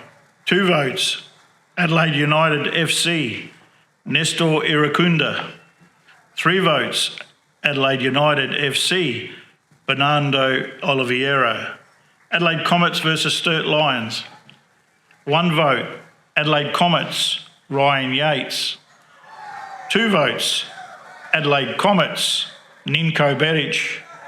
3 votes, Adelaide Comets, Jaden Labasso. Cumberland United versus Adelaide City. 1 vote, Adelaide City, Aladdin Irabona. 2 votes, Adelaide City, Lachlan Barr. 3 votes, Cumberland United, Thomas Briscoe. Adelaide Olympic versus Adelaide Croatia Raiders. 1 vote, Adelaide Olympic, Jason Kostandopoulos. 2 votes, Adelaide Olympic, Kristen Kostandopoulos. 3 votes, Adelaide Olympic, Michael Cittadini. Croydon FC versus Campbelltown City. 1 vote, Campbelltown City, Alexander Mullen. 2 votes, Croydon FC, Patrick Caraccia. 3 votes, Croydon FC, Adam Martinello. South Adelaide versus Adelaide Blue Eagles. 1 vote, Adelaide Blue Eagles, Richard Goss. 2 votes, South Adelaide, Ryan Veach. 3 votes, Adelaide Blue Eagles, Yohi Matsumoto. Round 21, Adelaide United FC versus Adelaide Comets. 1 vote, Adelaide United FC, Nestor Iracunda. 2 votes, Adelaide Comets, Alan Welsh. 3 votes, Adelaide Comets, Ninko Beric. Adelaide Olympic versus Metro Stars. 1 vote, Adelaide Olympic, Jason Kostandopoulos. 2 votes, Metro Stars, Fabian Barbiero. 3 votes, Adelaide Olympic, Christos Penendis. Adelaide City versus South Adelaide. 1 vote, South Adelaide, Jackson Stevens. 2 votes, Adelaide City, Lachlan Barr. 3 votes, South Adelaide, Masaya Sasaki. Sturt Lions versus Cumberland United. 1 vote, Sturt Lions, Cooper Mullins. 2 votes, Sturt Lions, Gonzalo Rodriguez. 3 votes, Sturt Lions, Alexander Sortini. Adelaide Croatia Raiders versus Campbelltown City. 1 vote. Adelaide Croatia Raiders, Matthew Mullen. 2 votes. Campbelltown City, Adam D'Agostino. 3 votes. Campbelltown City, Alexander Mullen. Adelaide Blue Eagles versus Croydon FC. 1 vote. Croydon FC, Patrick Caraccia. 2 votes. Adelaide Blue Eagles, Hamish McCabe. 3 votes. Croydon FC, Dominic Costanzo. Round 22. Adelaide Comets versus Adelaide Olympic. 1 vote. Adelaide Comets, Alan Welsh. 2 votes. Adelaide Olympic, Michael Cittadini. 3 votes. Adelaide Comets, Lachlan Stead. Cumberland United versus Adelaide United FC. 1 vote. Adelaide United FC, Stephen Hall. 2 votes. Cumberland United, Sam Carmichael. 3 votes. Cumberland United, Thomas Briscoe. South Adelaide versus Sturt Lions. 1 vote. South Adelaide, Jay Conroy. 2 votes. South Adelaide, Declan Gray. 3 votes. South Adelaide, Alexander Rideout. Croydon FC versus Adelaide City. 1 vote. Croydon FC, Adam Martinello. 2 votes. Croydon FC, Patrick Caraccia. 3 votes. Adelaide City, Joseph Costa. Metro Stars versus Adelaide Croatia Raiders. 1 vote. Adelaide Croatia Raiders, Nicholas Munro. 2 votes. Adelaide Croatia Raiders, Dion Kirk. 3 votes. Metro Stars, Joshua Murray. Campbelltown City versus Adelaide Blue Eagles. 1 vote. Campbelltown City, Adam D'Agostino. 2 votes. Campbelltown City, Mark Marino. 3 votes. Campbelltown City, Luigi De Troia. That concludes the vote count for the Sergio Melter Medal 2021. And ladies and gentlemen, at the conclusion of round 22 and the counting of all votes, the winner of the Sergio Melter Medal for 2021 from Adelaide Blue Eagles, Hamish McCabe. As Hamish makes his way to the stage to be presented with the Sergio Melter Medal and the Zorich Group Prize, please welcome back to the stage President of Football South Australia, Sam Ciccarello, and Sergio Melter. Let's go.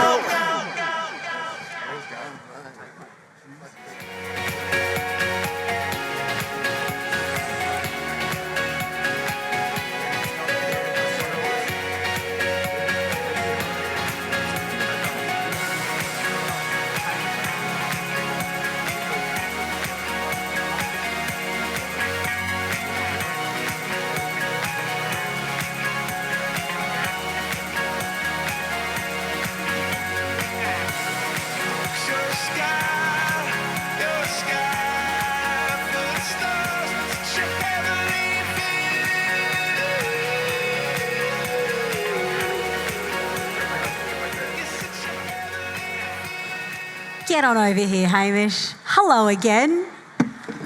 What a thrilling finish. You and Alexander were dancing up there, swapping spots back and forth. How did that feel? Look, it was quite stressful. I just want to thank everyone, obviously, putting their trust in me, and obviously I want to thank Alex as well. Good competition there, always bouncing back and forths, and you didn't know who was going to win it. Either of us could have, so yeah. I love it. All right, take us through this year. I don't want to put words in your mouth, but a bittersweet win with the position of the club. How does it feel for you? Yeah, personally, it feels amazing. It's quite shocked to get the award. I just want to take this moment just to thank especially my family, their support, my girlfriend as well, Caitlin, just always backing me, and I really appreciate them more than anyone. But also I want to thank Blue Eagles for installing their trust to put me as captain this year. But yeah, personally, it was a good year, but not for a club level, so that was a bit disappointing. What did you do this year different? What changes did you make to your game this year that's put you here, up here with me? I think I take a lot of pride in prep work, so always stretching, doing my own sort of routine prior to, taking the boys for a warm-up or whatever, but just putting trust in myself to, go out every game committed and put, 110% in every single time. All right, just 22, still a young gun. Can you tell us what is in store for the future sporting football career of Hamish? Oh, look, I'd love to, if I get a chance to play in the A-League, that would be, my sort of go-to, or I'm, trying my best here to try and give that a bit of a sniff. But, yeah, just keep working hard myself. Obviously, give credit to my brother Liam as well, always working hard. But, yeah, just focusing on my own game and seeing what I can do.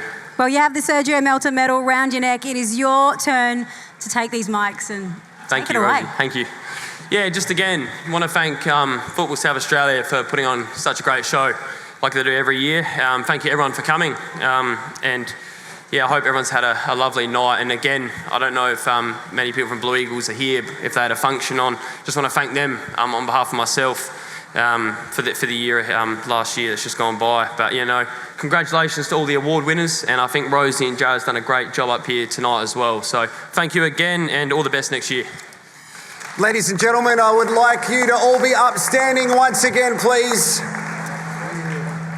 And say a huge congratulations. You can make some noise and give a huge round of applause to the Sergio Melter medalist for 2021 from Adelaide Blue Eagles is Hamish McKay. Thank you very much to Sam Cigarillo and Sergio Melter for being on stage too. Ladies and gentlemen, that concludes the formalities of the celebration of football, proudly supported by RAA. On behalf of Football South Australia, thank you very much for your attendance tonight. Please give a round of applause for Rosie Pinetta. She's done an outstanding job. We have some live music very soon. And likewise to the wonderful Jared Walsh for his wonderful contribution. Yeah, like you said earlier, there will be, I think, a counter system, 49 on a 50 on the dance floor. Yeah, there's 50. I think so. The person that you don't see tonight is the voice of God, and that is Peter, who's done an amazing job every year, and we never give him a round of applause. So he's been outstanding tonight, especially creating the atmosphere and the momentum of the count. We will throw it over to you, mate, just to let us know how to not get in trouble by the COVID marshals. Thank you for having us as your hosts, and congratulations once again to the team at Football South Australia for putting on such an amazing event. Have a wonderful, wonderful night. Good night from us. Please put your hands together for our MCs tonight, Rosie Pinetta and Jared Walsh.